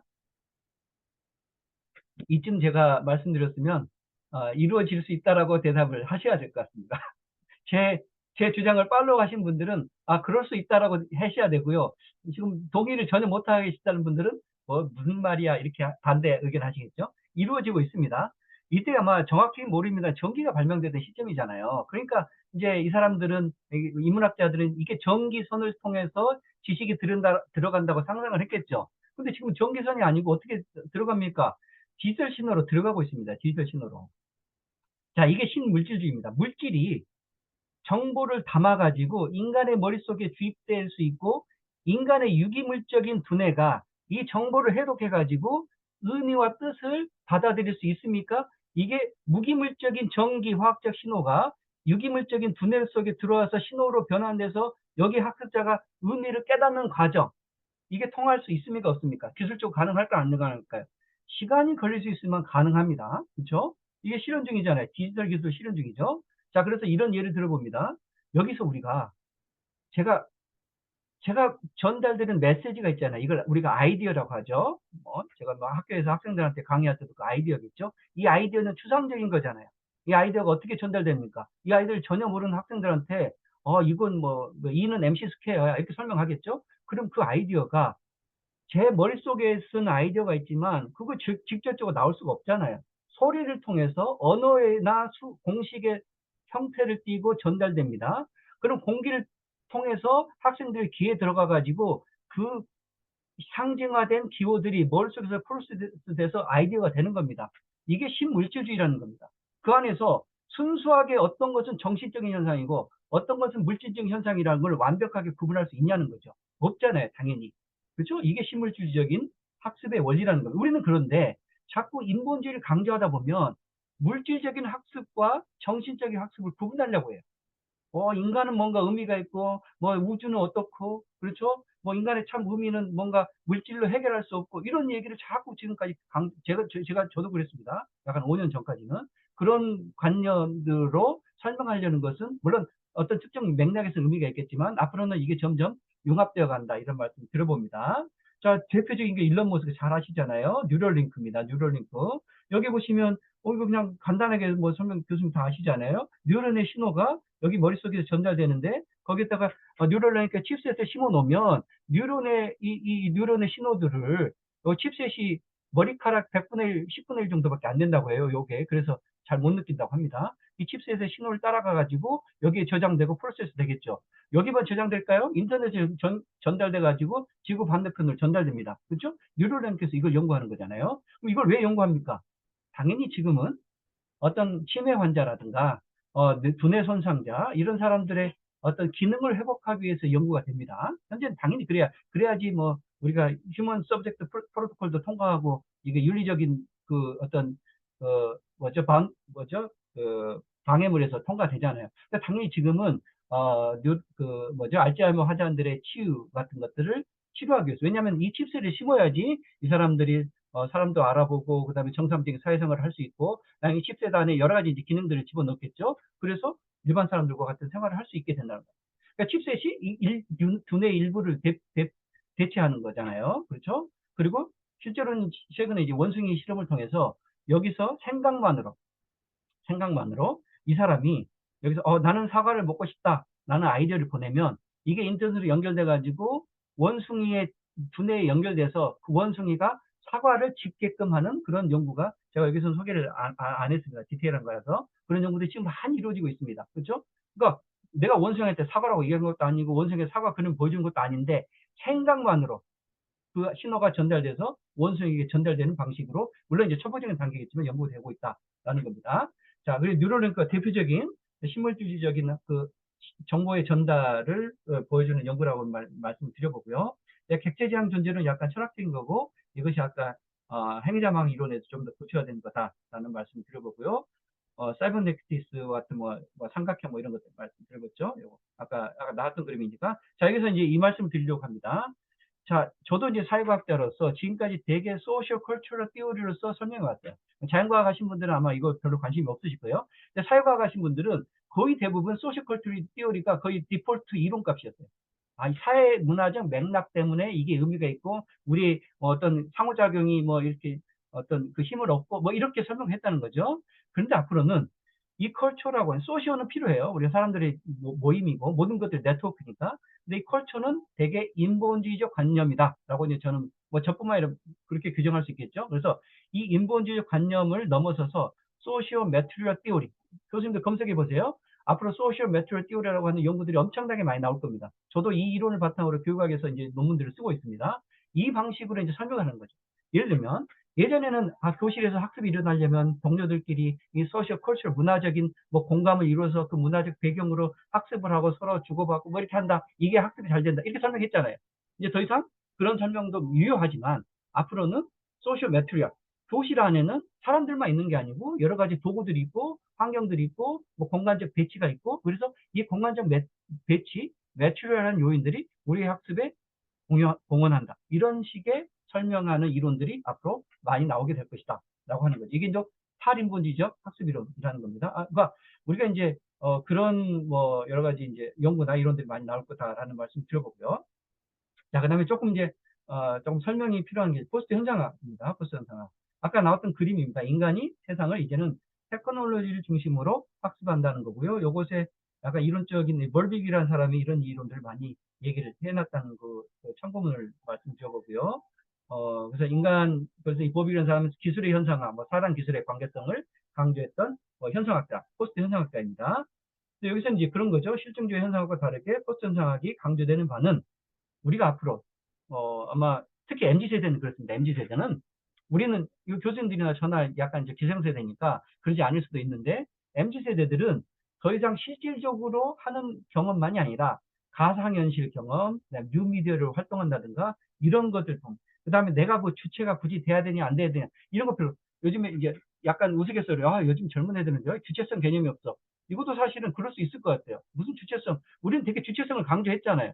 근데 주체성 별로 없습니다. 젊은 세대들은 굳이 왜냐 그냥 이 물에 그냥 뭐 파도에 휩쓸리는지 그냥 환경에 왔다 갔다 하듯 물론 그게 바람직하지 않은 점이 물론 있겠지만 그런 어떤 경향성을 띈 세대인 것 같습니다. 그래서 물질과 정신, 현실과 가상의 부분을 포기한 인간의 경험을 우리가 설명하려고 할 때는 포스트 현상학이 필요하다. 이런 설명을 드려보고요. 그 이제 구체적인 이제 사례들이 이제 메타버스 학습이고 이런 것들입니다. 예전에 정말 저는 20년 전에 정말 뚜렷하게 기억하는데 이메일이 처음 등장했던 것 같아요. 20년 전에. 그죠? 그때 언론이고 뭐고 이메일 가지고 도대체 제대로 된 메시지가 전달될 수 있느냐 그런 얘기들이 되게 많았어요. 근데 지금 그렇게 생각하시는 분 없겠죠? 그래서 요는 이것들은 전부 다 환경일 뿐이고 그러니까 매체가 차일 뿐이다. 이것들이 가짜가 아니라는 겁니다. 화상 채팅 가짜가 아니잖아요. 카카오 프렌드 이거 그냥 단순한 캐릭터가 아니라 의미가 있으면 현상이 되는 겁니다. 아이들에게 경험하는 사람들에게 의미가 있으면 의미 있는 현상이 된다. 이렇게 보는 거고요. 여기 캐릭터들 이제 그런 얘기를 하는 거죠. 그래서 앞으로는 자 지금까지는 자연적 학습만을 되게 강조했잖아요. 근데 앞으로는 이제 가상적 학습이 중요하다. 대표적인 예가 시뮬레이션 학습이잖아요. 그렇죠?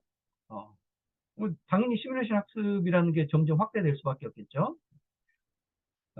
자, 그거를 이제 저는 이제 세 가지 차원에서 포스트 현상학적인 그 부분을 설명드리려고 합니다. 첫 번째가 이제 방금 얘기한 가상 경험이죠. 자, 지식도 교과에서 넘어서서 여기 디지털 미디어로 넘어갔고요. 2015년을 기점으로 미국의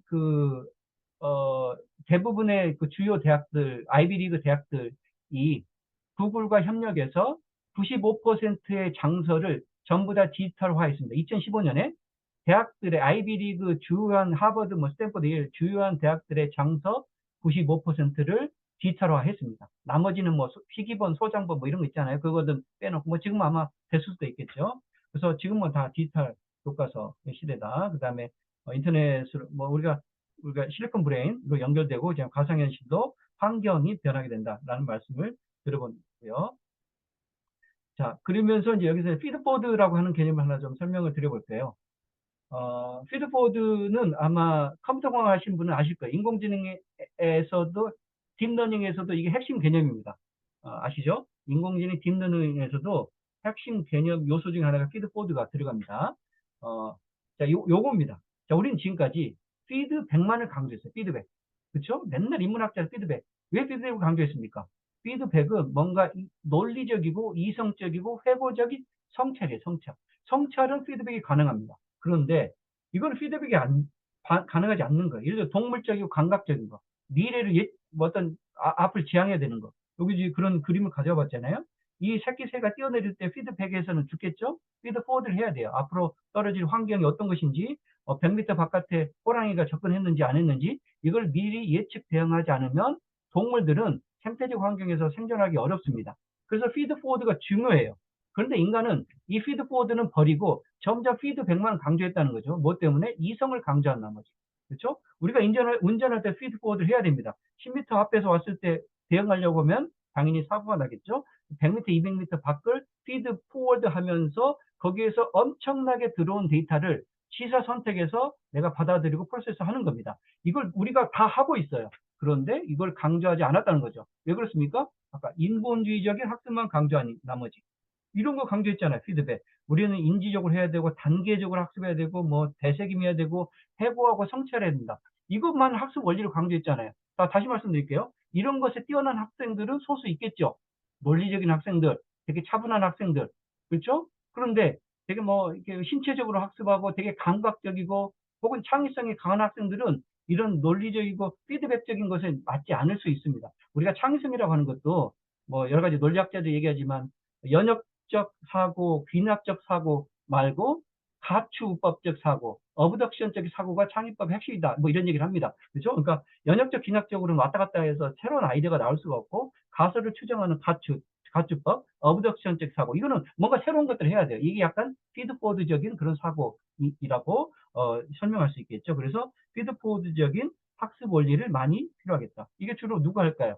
요즘에 젊은 세대의 감각적인 학생들, 유튜브를 통한 학습, 동영상을 통한 학습, 이런 학습들을 하게 되면, 근데 저도 이제 제 아이들이 고등학교 1학년이었는데 예전에 애들한테 이제 영어 문법 가르쳐 준다고 영어 문법 잘 모르겠다고 그래서 제가 야, 이 문법 내가 자신 있으니까 내가 가르쳐 봐. 그래서 영어 문법을 제대로 알려면 뭐 1형식부터 5형식까지 알아야 돼. 이렇게 한 30분 설명하니까 아이들이 그다음부터 저한테 안 갖고 오더라고.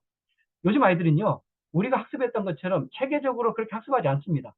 그리고 아까 말씀드렸잖아요. 그렇게 체계적으로 학습의 영문법을 제대로 학습할 수 있다. 이 관념도 이제 버려야 돼요. 그러니까 다양한 방식으로 학습할 수 있습니다. 굳이 영문법을 체계적으로 학습하면 언어학자는 될 수 있어요. 그렇죠? 근데 뭐 다른 학자들이 되기 위해서는 뭐 굳이 그렇게 그러니까 그것만이 사고 훈련 방법이다. 이런 관념들을 좀 버릴 필요가 있을 것 같습니다. 자, 이 피드포워드라는 게 신경생학자들이 연구를 해보니까 피라미드나 뉴런에서 이 표피에서 피드백적인 작용이 오는데 동시에 밑에 있는 심피질, 네오콜텍스에서는 피드포워드적인 작업을 하더라라는 걸 발견해가지고 생략적으로 처음 얘기하는 거고 이것을 갖다가 인공지능에서도 컴퓨터공학에서도 적용을 한 것 같습니다. 뭐 디테일한 건 자세히 모릅니다만 그래서 피드포워드적인 방법은 결국은 기존의 인문학적 학습 방법이 아니라 포스트 휴먼적 학습 방법으로 전향적, 예측적, 비순차적 학습, 감각적 학습 순차에 어긋나게 하이퍼 텍스트 하듯이 왔다 갔다 해서 학습하더라도 의미 있고 그걸 어디다 적용하고 하는 그런 응용력, 비판적 사고, 이렇게 되게 창의적인 아이디어를 갖춘 사람이 앞으로는 더 미래 인재다라는 차원에서 이해를 하시면 좋을 것 같습니다. 자, 그리고 이제 뉴미디어. 뉴미디어 아이들 뭐 다 아시잖아요. 뉴미디어는 매스미디어의 반대말로 이제 뉴미디어는 뭐 특성들 여기 이제 적어놨고요. 근데 물론 이제 뉴미디어에 익숙한 아이들은 많은 좀 우려 사항이 있습니다. 왜냐하면 뉴미디어 자체는 사실 이 미디어 정보의 진실성도 없고 뭐 자기도 막 만들어서 내기 때문에 이게 권위도 없고 이게 뭐 그다음에 되게 감각적이죠. 그런데 이제 어쨌든 그걸 잘 뭐 활용해야 되겠죠. 어쨌든 뉴미디어를 MZ 세대는 뉴미디어 세대니까. 자, 뉴미디어는 바로 미시시간성을 통해서 전달된다라고 하는 게 이제 핵심입니다. 그러니까 아까 얘기했던 우리처럼 우리가 지금까지 기성세대들이 사고했던 것처럼 인본주의적으로 논리적으로 사고할 때는요. 최소한 2, 3초 단위의 사고의 훈련이 필요합니다. 그렇죠?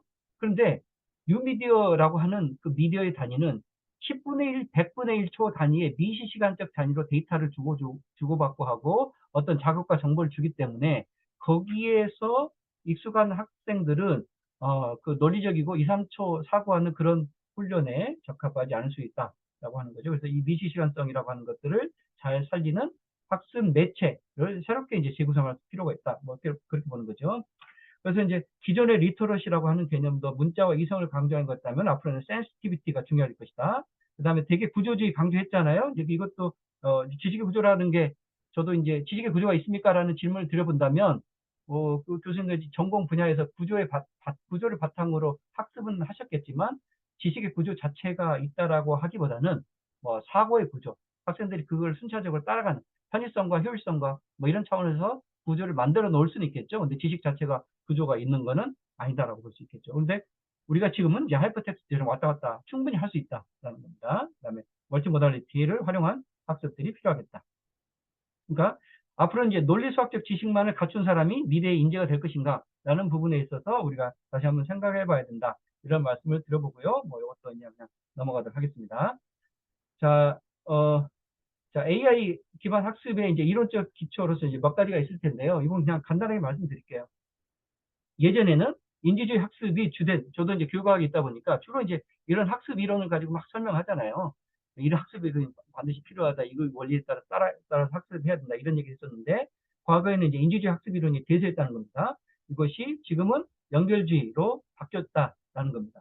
왜 인지주의라는 게 여기 이제 그림에 나오듯이 70년대 정보 처리 이론에서 나온 거고, 되게 인간의 사고를 갖다가 이렇게 컴퓨터에 인간의 를 모방한 뭔가 단기계획, 순간계획, 뭐 장기계획 이렇게 이제 만들었던 이론을 바탕으로 학습 이론을 설명했다는 거죠. 근데 지금은 어떻습니까?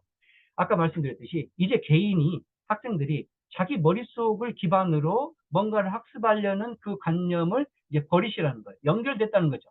그래서 저는 이렇게 과감하게 얘기합니다. 이런 얘기 많이 해서 교육 현장에서는 되게 보수적인 관점을 가신 분들은 안 좋아할 수 있어요. 지식을 이제 머릿속에다가 저장하려는 생각은 버리세요라고 얘기합니다. 학생들도 마찬가지. 물론 유치원이나 초등학교 때는 그래도 어느 정도 훈련이 필요합니다. 뭐 그것까지 전혀 없어야 된다는 게 아니고 최소한 중학교, 고등학교부터는 이제 지식을 머릿속에 저장하는 게 아니고요. 정말 똑똑하고 유능한 인재는 지식을 어디다 저장합니까? 랩탑에다 저장하고 클라우드에도 저장하고 자기 아이패드에 저장하고 이제 연결시키는 겁니다. 지금 벌써 챗 GPT가 나왔잖아요. 이제 탐색의 시대도 지났습니다. 우리는 이 지식을 갖다가 활용하는 시대에 들어왔다는 거죠. 그러니까 머릿속에다 지식을 저장하는 그런 방식의 학습은 이제는 지났다. 왜냐하면 분산지능, 기억의 확장 이런 아이디어들이 엄청나게 최근에 대세이기 때문에 그럴 수밖에 없다라는 말씀을 드려보고요. 그래서 연결주의가 대세다.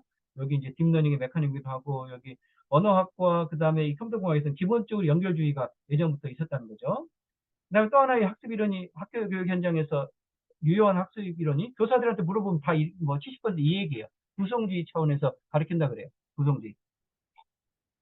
그래서 이제 저는 뭐 그렇게 얘기합니다. 약간 좀 과격하게 이제 구성주의 시대도 지났습니다. 이 얘기를 해요. 왜냐? 구성주의라고 하는 게요. 기본적으로 요겁니다. 요 네 개. 그죠?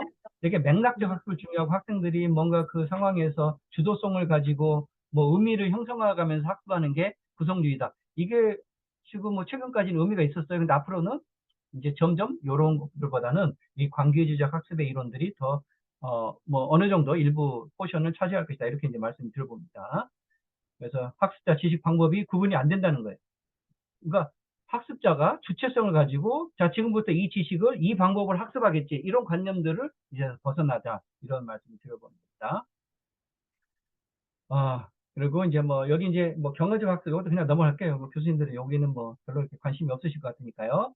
자 그래서 정리하자면 우리의 이제 앞으로는 기술 기반 학습의 시대고 다양한 기술적 진보들이 학습 환경에서 적용될 것이다 라는 거죠. 요거 이쪽에 연구하시는 분들은 뭐 이게 이제 실생활에 많이 적용되잖아요. 그래서 저는 이제 학습하고 소통 두 가지 키워드로 설명을 합니다. 사람들은 학습도 하고 그러니까 학습을 학교 안에서도 하는 게 아니고 사회 나가서 뭐 여러 가지 환경 속에서 학습을 하죠. 그다음에 이제 서로 소통한다. 이 두 가지 키워드로 상호작용을 하는 거죠. 이 매체들을 바탕으로 그렇게 이제 학습이 바꿔진다는 거고요. 앞으로 이제 인공지능 학습 원리는 이렇게 표현할 것이다. 자 마지막으로 생성의 시대 교육의 미래.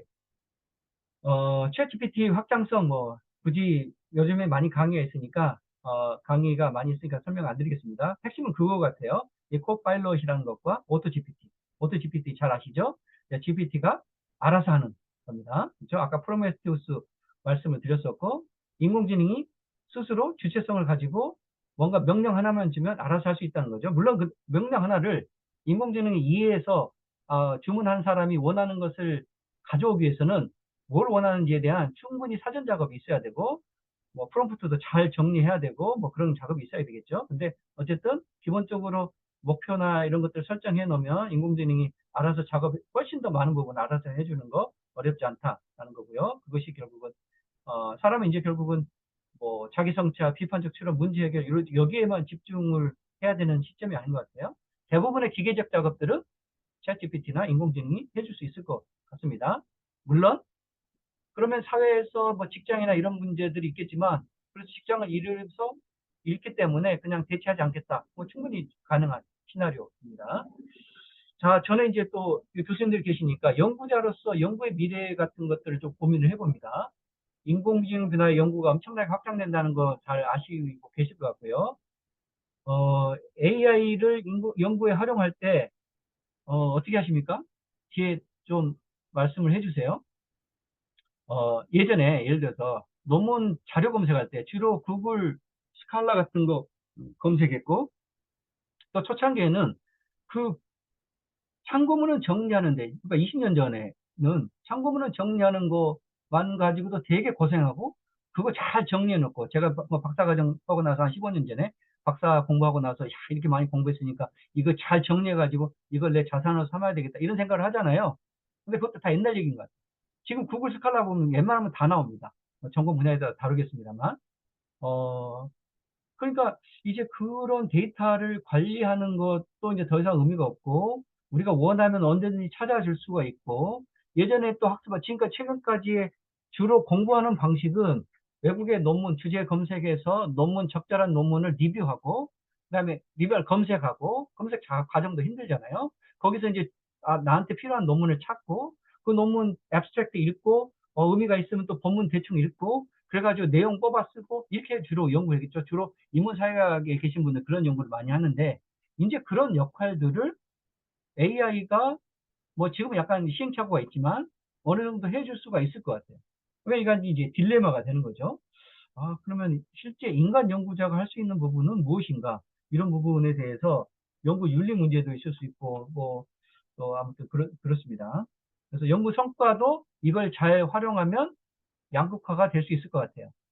어, 저도 조금 활용을 하고 있습니다만, 참고문은 정리 같은 거, 예, 약간 뭐, 아무튼 그렇습니다.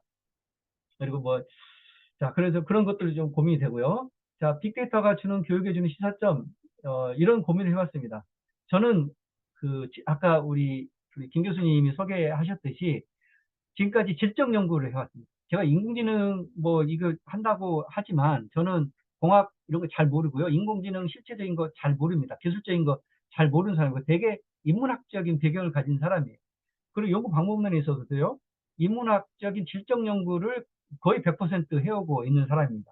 그리고 최근에 5, 6년간 질적 연구 방법론을 전국 단위로 강의를 많이 해오고 있습니다. 그런데 최근에 딜레마가 생겼어요. 딜레마. 제가 질적 연구를 하면서 뭐라고 강의를 했을까요? 자, 인간 연구자가 할 수 있는 것은 통계로 빅데이터, 뭐 통계하고 빅데이터가 좀 같지는 않습니다만, 수많은 데이터들을 설문을 통해서 통계 프로그램이 처리하는 방식으로 전환하고, 통계적인 그 기법을 통해서 결론을 맺고 그렇게 하는 방식이 아니라, 인문학자들은 작은 데이터라도 충분히 자기 해석과 자기의 그 맥락적 의미를 붙여가지고 자기 글쓰기를 하는 방식으로 연구를 해야 된다. 이걸 갖다가 계속 얘기를 해왔을 거 아니에요.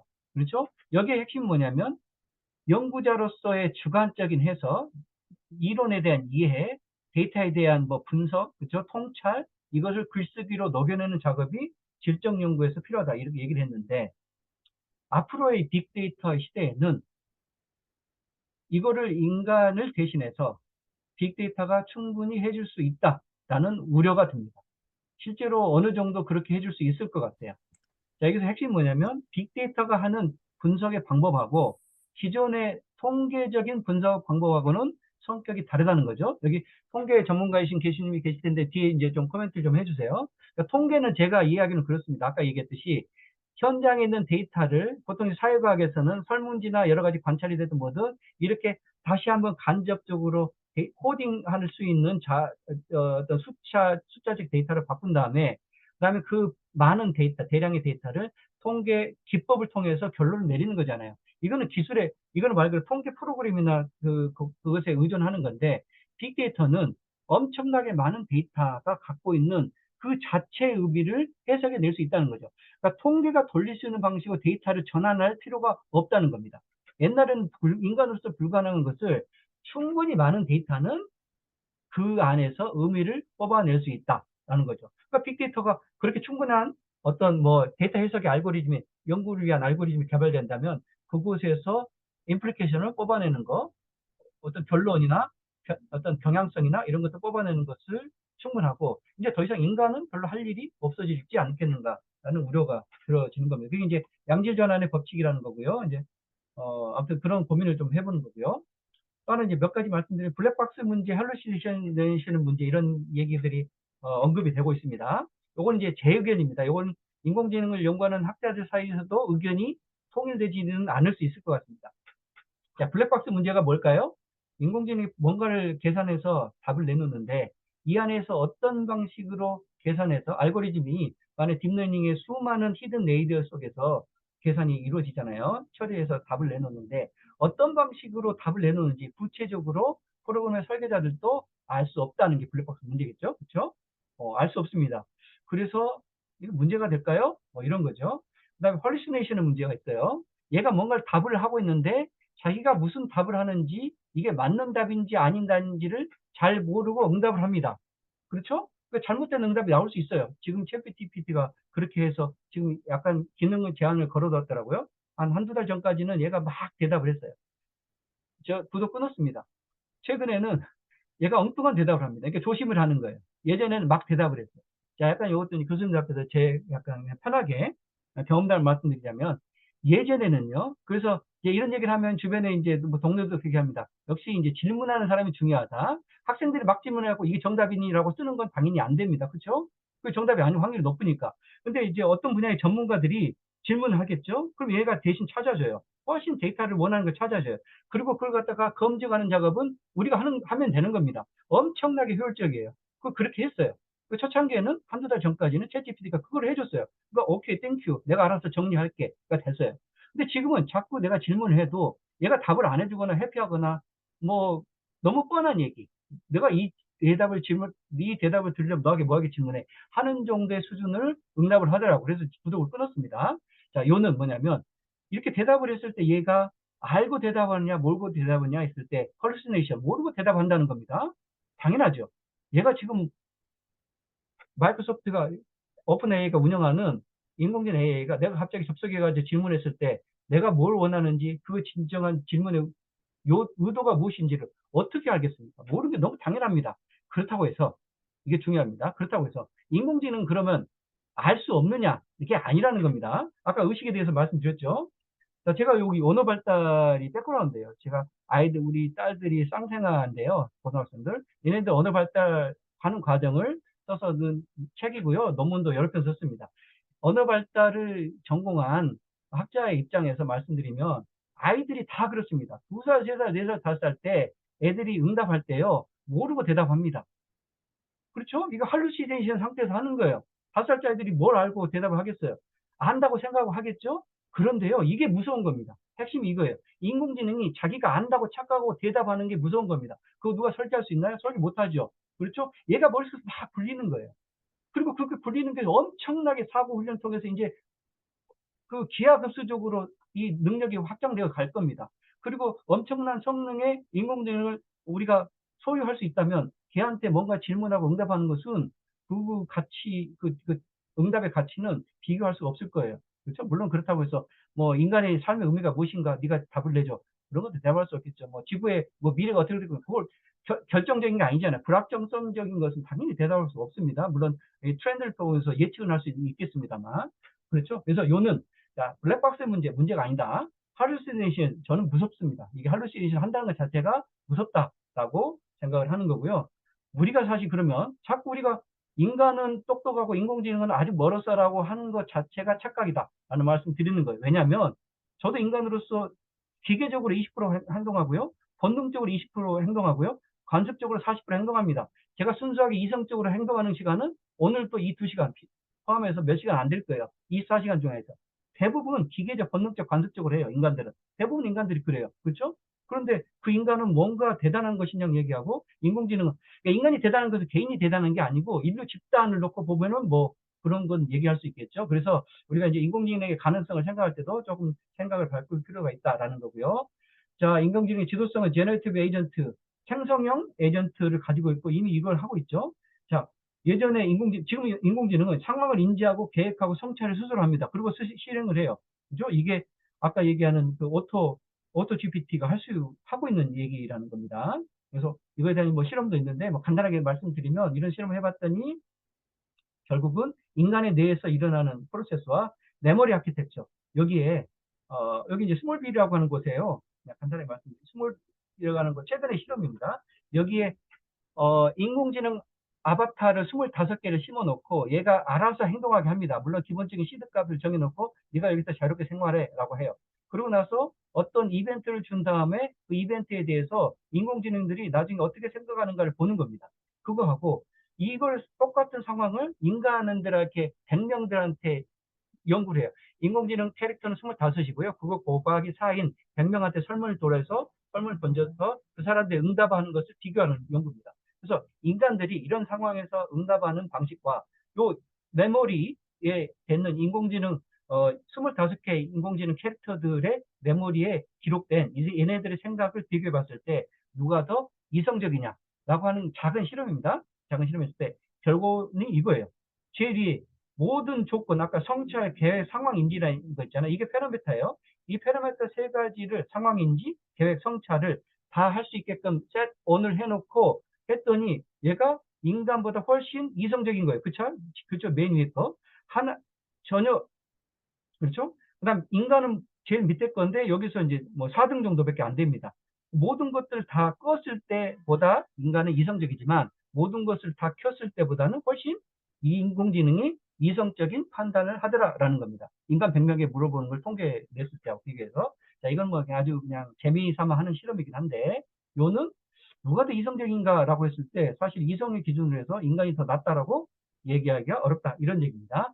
자, 그래서 마무리를 하자면 결국은 인간과 인공지능의 관계는 인공지능 인간 협업의 방향으로 간다는 게 대부분의 학자들의 공통적인 것 같습니다. 여기에 대해서 다른 의견이 없는 것 같아요. 대부분의 이 얘기를 하는 학자들은 협업입니다. 인공지능이 AI 인간의 보조 역할이 아니에요. 공동 역할을 해야 된다. 이 얘기를 하는 거고요. 인간 능력의 분포에서는 인간 잠재력을 얘기하면 되게 이 탑을 놓고 봐요. 그렇죠? 맨 꼭대기만 놓고 보는 거예요. 그러니까 자꾸 인공지능이 인간보다 못하다 이런 얘기를 한다라는 게 제 생각입니다. 근데 지금 이미 그 단계를 넘었었어요. 물론 고급형 인공지능은 요 정도 수준, 중상 정도 수준을 맞출 수 있어요.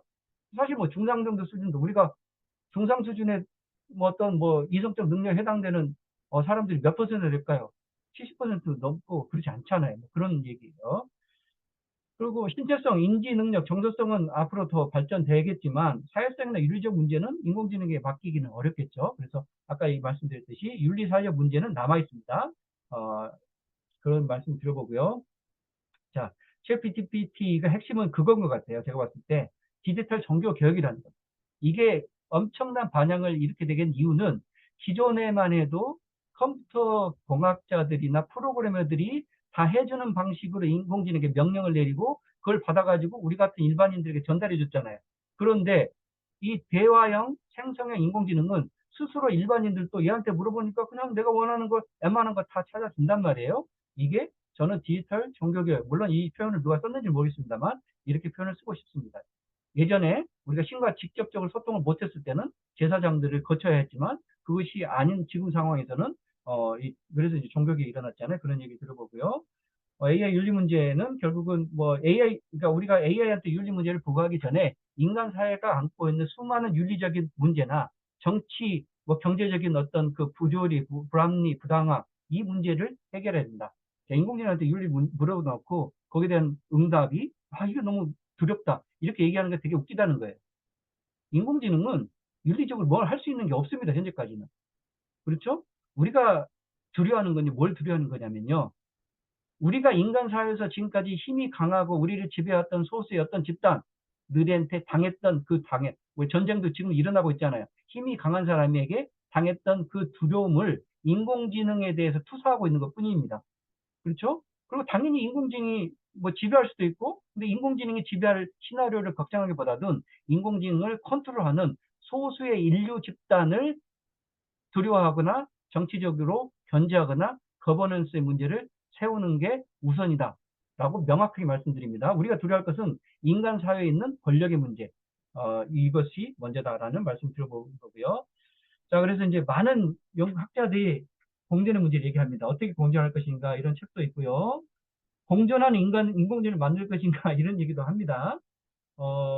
공존한 인공지능을 만들기 전에 공존하는 사회를 만들어야 되겠죠. 그게 이제 아까 얘기했던 포스트 휴머니스트들 중에서도 아까 트랜스 휴머니스트들은 기술과 인공지능 개발하면 다 해결해 줄 것이라고 생각하잖아요. 저는 사회과학자라서 그렇게 생각하지 않습니다. 왜냐? 지금 우리가 2020년까지 전쟁, 뭐 코로나 여러 가지 많은 문제들을 해결하지 못한 상태에서 기술이 등장하면 해결해 줄까요? 아니에요. 이거 해결해야 돼요, 먼저. 그리고 기술의 발전은 이제 그걸 가지고 같이 조인해가지고 어떻게 해결할 것인가. 기술을, 우리가 어떤 편향되게 쓰지 않을 방법들을 그 사회 시스템을 만들고 그 인공지능에 우리 두려워하든 말든 해야 되겠죠. 그런 거고요. 그다음에 인공지능의 미래, 사람이 답이다라고 얘기하는데, 의미는 알겠어요. 의미는 알겠는데, 이렇게, 이런 얘기도 있죠. 얘는 참 인간을 배운다. 이것도 뭐 충분히 하고, 인간은 필요 없다. 직업 차원에서 그렇다는 거죠. 하지만, 우리가 사회 정치적으로 필요하면, 인공지능을 적절히 쓰면 되는 거죠. 그리고, 결국은 이겁니다. 인간과 기계의 공존을 위한 윤리적 설계. 이것이 핵심이다. 말씀드려보고요. 자, 정리컨대 우리는 이 시나리오를 살고 있죠. 현재 진행형입니다. 전쟁이 일어나고 질병이 일어나고 있고요. 기후변화 원년이라고 하죠. 여기에서 자, 이 현재 지속 불가능성의 문제를 인류는 해결할 수 있을까요? 인류의 힘만으로.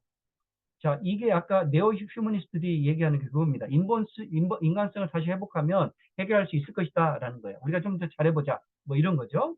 그런데 오른쪽 시나리오는 뭐냐면 기술적 해결이에요. 그러니까 기술의 발전으로 그것에 뭔가 돌파구를 찾을 수 있다. 이런 관점이라고 보시면 됩니다. 그래서 어쨌든 우리가 생태도 중요하고 기술도 중요한데 이 기술을 어떻게 잘 활용할 것인가 이런 것들을 좀 고민해야 되겠다. 라는 말씀을 들어보고 일단 저의 그 얘기 스피치를 마치도록 하겠습니다. 자, 여기까지 듣고 우리 교수님들 의견 받도록 하겠습니다.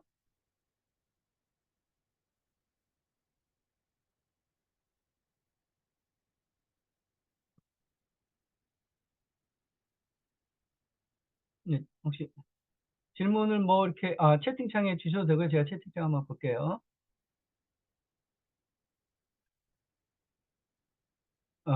네, 채팅창에 질문이 아직 안 올라왔는데요. 네.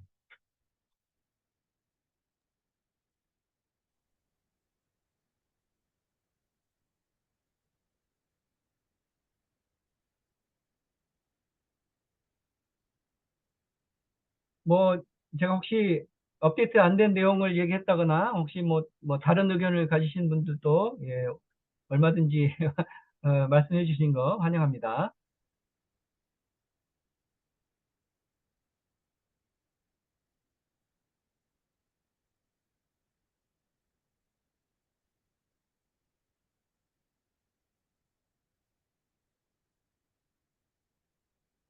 우리 예, 우리 최승우 교수님 이 얼굴을 보이고 계신지 아니 사진이구나.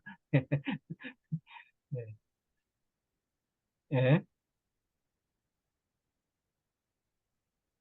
우리 강수 교수님인가요? 네. 이 화면이 나와야 계신데 혹시 하실 말씀 없으세요? 아, 네. 질문 주시면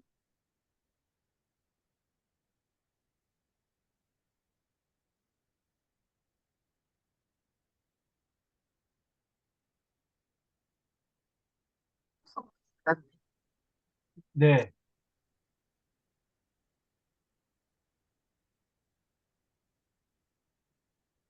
소리가 아까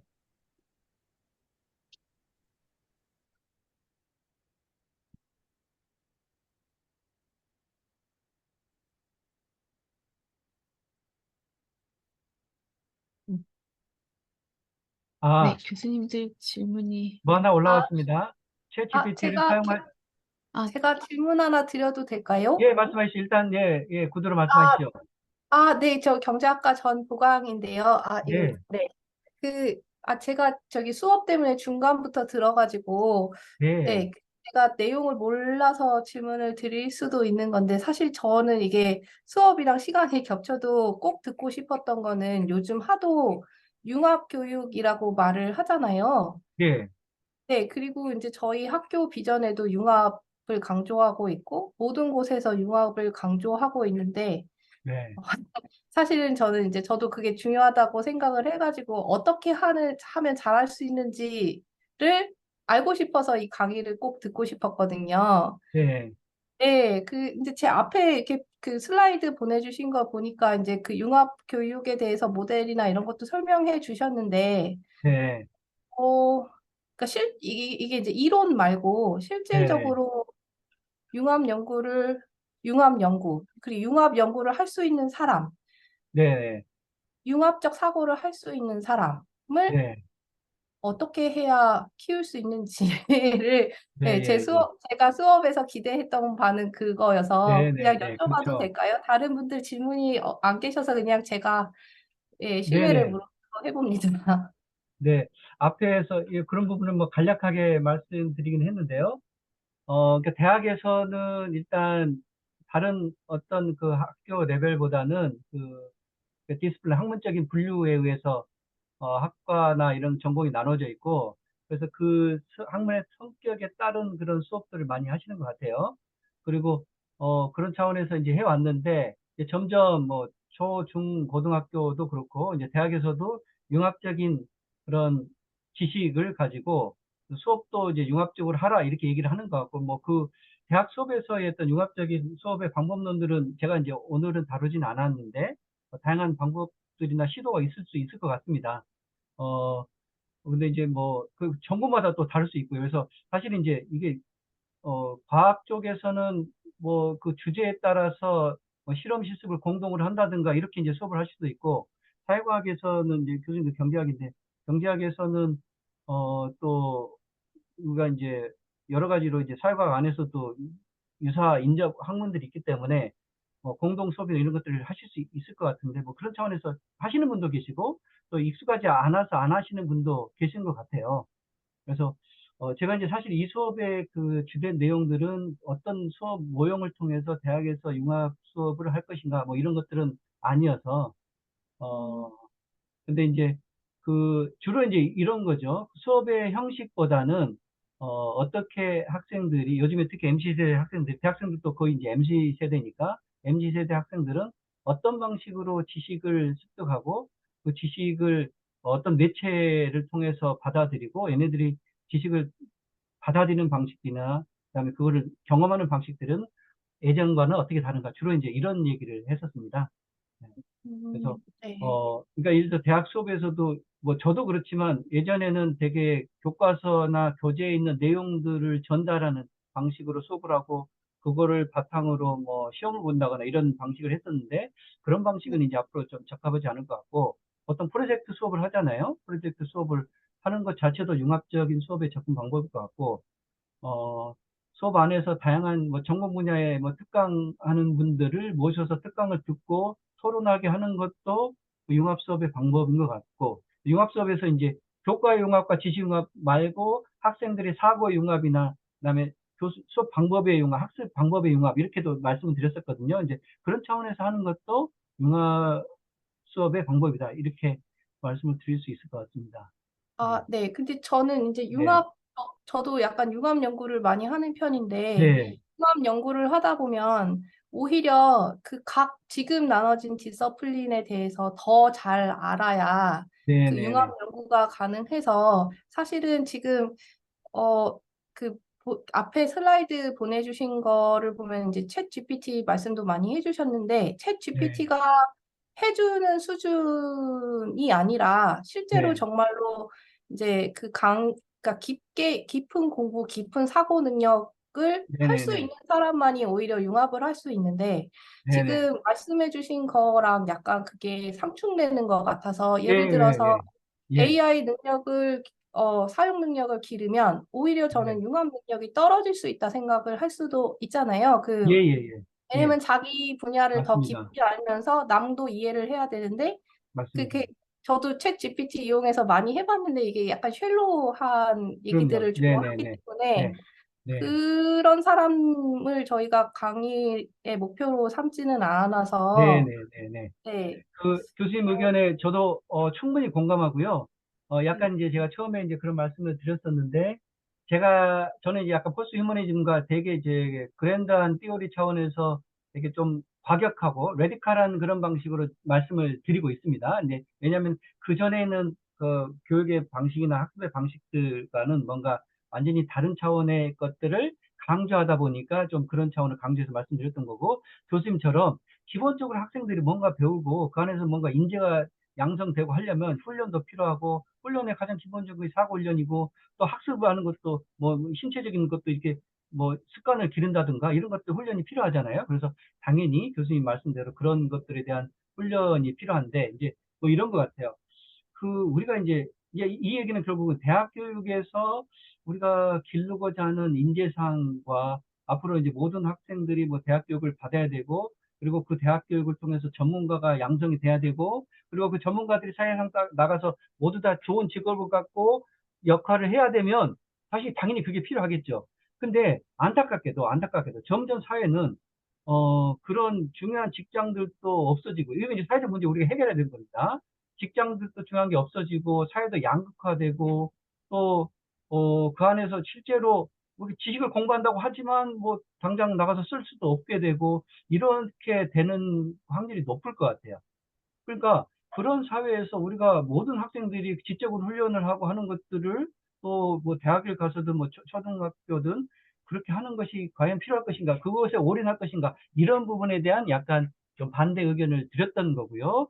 교수님 말씀하셨듯이 누군가는 뭐 사고를 해야 되고 누군가는 중요한 역할을 해야 되고, 또 그런 역할을 하기 위해서는 말씀하셨던 그런 훈련들이 당연히 필요한 거고, 그래서 이제 제일 좋은 게 이제 적절하게 균형을 잡아 나가서 해야 되겠죠. 근데 저는 너무 뭐 사고 훈련 이걸 통해서만 인재가 길러질 수 있다, 이런 관점이 필요한 미래의 시대적 변화는 아니겠다, 이런 차원에서 말씀을 드릴 거라고 이해를 해주시면 좋을 것 같습니다.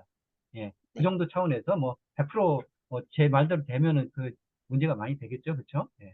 사회가 네. 어쨌든 아무튼 그렇습니다. 여기 이제 질문창에 들어온 것들이 있어서 챗GPT를 사용하지 않는 이유가 너무 뻔한 이야기라서 그렇다고 하는데, 응답이 너무 뻔해서 그렇다는 말씀이신가 보죠?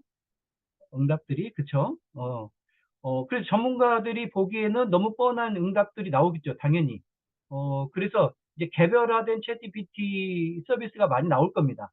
점점 우리가 그냥 로그인하는 게 아니고, 이용자들의 모든 그 백그라운드나 이용의 로그나 경험들이 이제 누적돼서, 그다음에 그 사람들의 전문성에 바탕을 둔 것을 가지고 그 사람의 수준에 맞게끔 응답하는 것이 나올 거예요. 당연히 나올 거예요. 그래서 그런 차원에서 이제 지금 현재 모든 사람들에게 뭐 초등학생부터 뭐 할머니까지 다 응답을 하는 그런 차원에서 하니까, 그러니까 뭔가 그 개별화된 응답이라고 보기는 어렵겠죠. 그다음에 생성 AI를 활용하도록 하는 활동이 포함 강의직 학생들이, 저는, 이것도 중요한 질문이죠. 저는 잘 쓰라고 합니다. 저는 당연히 이제 이런 강의를 조금씩 하고요. 학부생들한테 막 쓰라고 해요. 다 써갖고 바꾸라고 해요.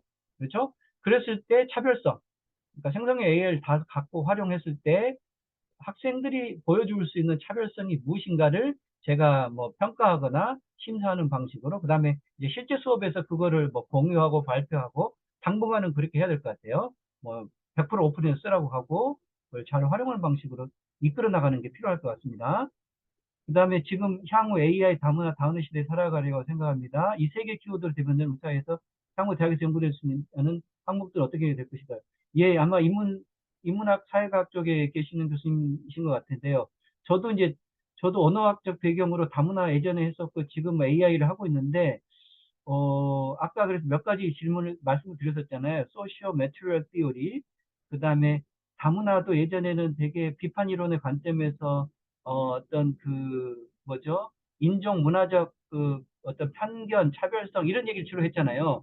지금은 이제 기술적인 차별, 기술적인 접근성 이런 얘기를 많이 해야 될 것 같고, 언어는 사실 언어는 중요성이 점점 줄어들 것 같아요. 아시다시피 언어와 문화의 중요성보다는 기술이나 이런 것들의 중요성이 예전보다 더 커질 것 같다는 생각이 듭니다. 언어는 우리가 뭐 외국 여행 가더라도 다 이제 그 뭐죠?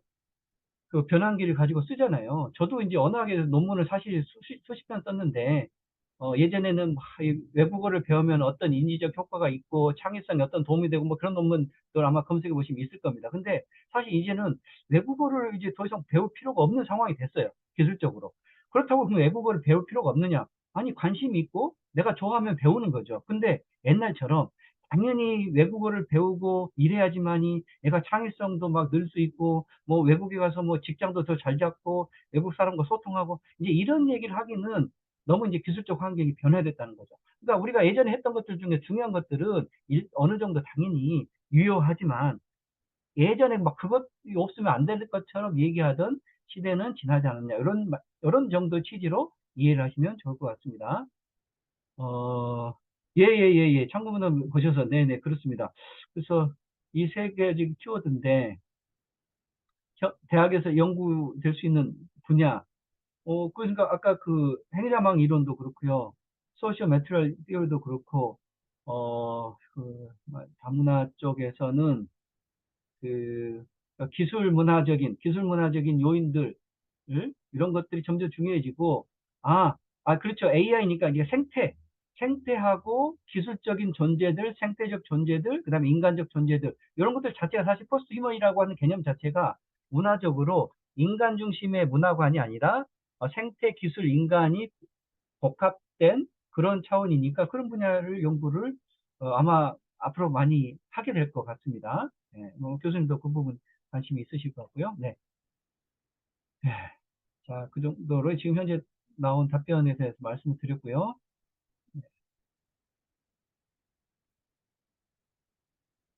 그,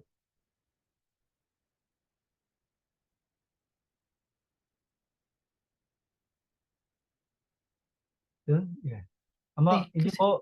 네, 이제 이상인 것 같습니다. 네, 오랫동안 시청해 주셔서 감사합니다.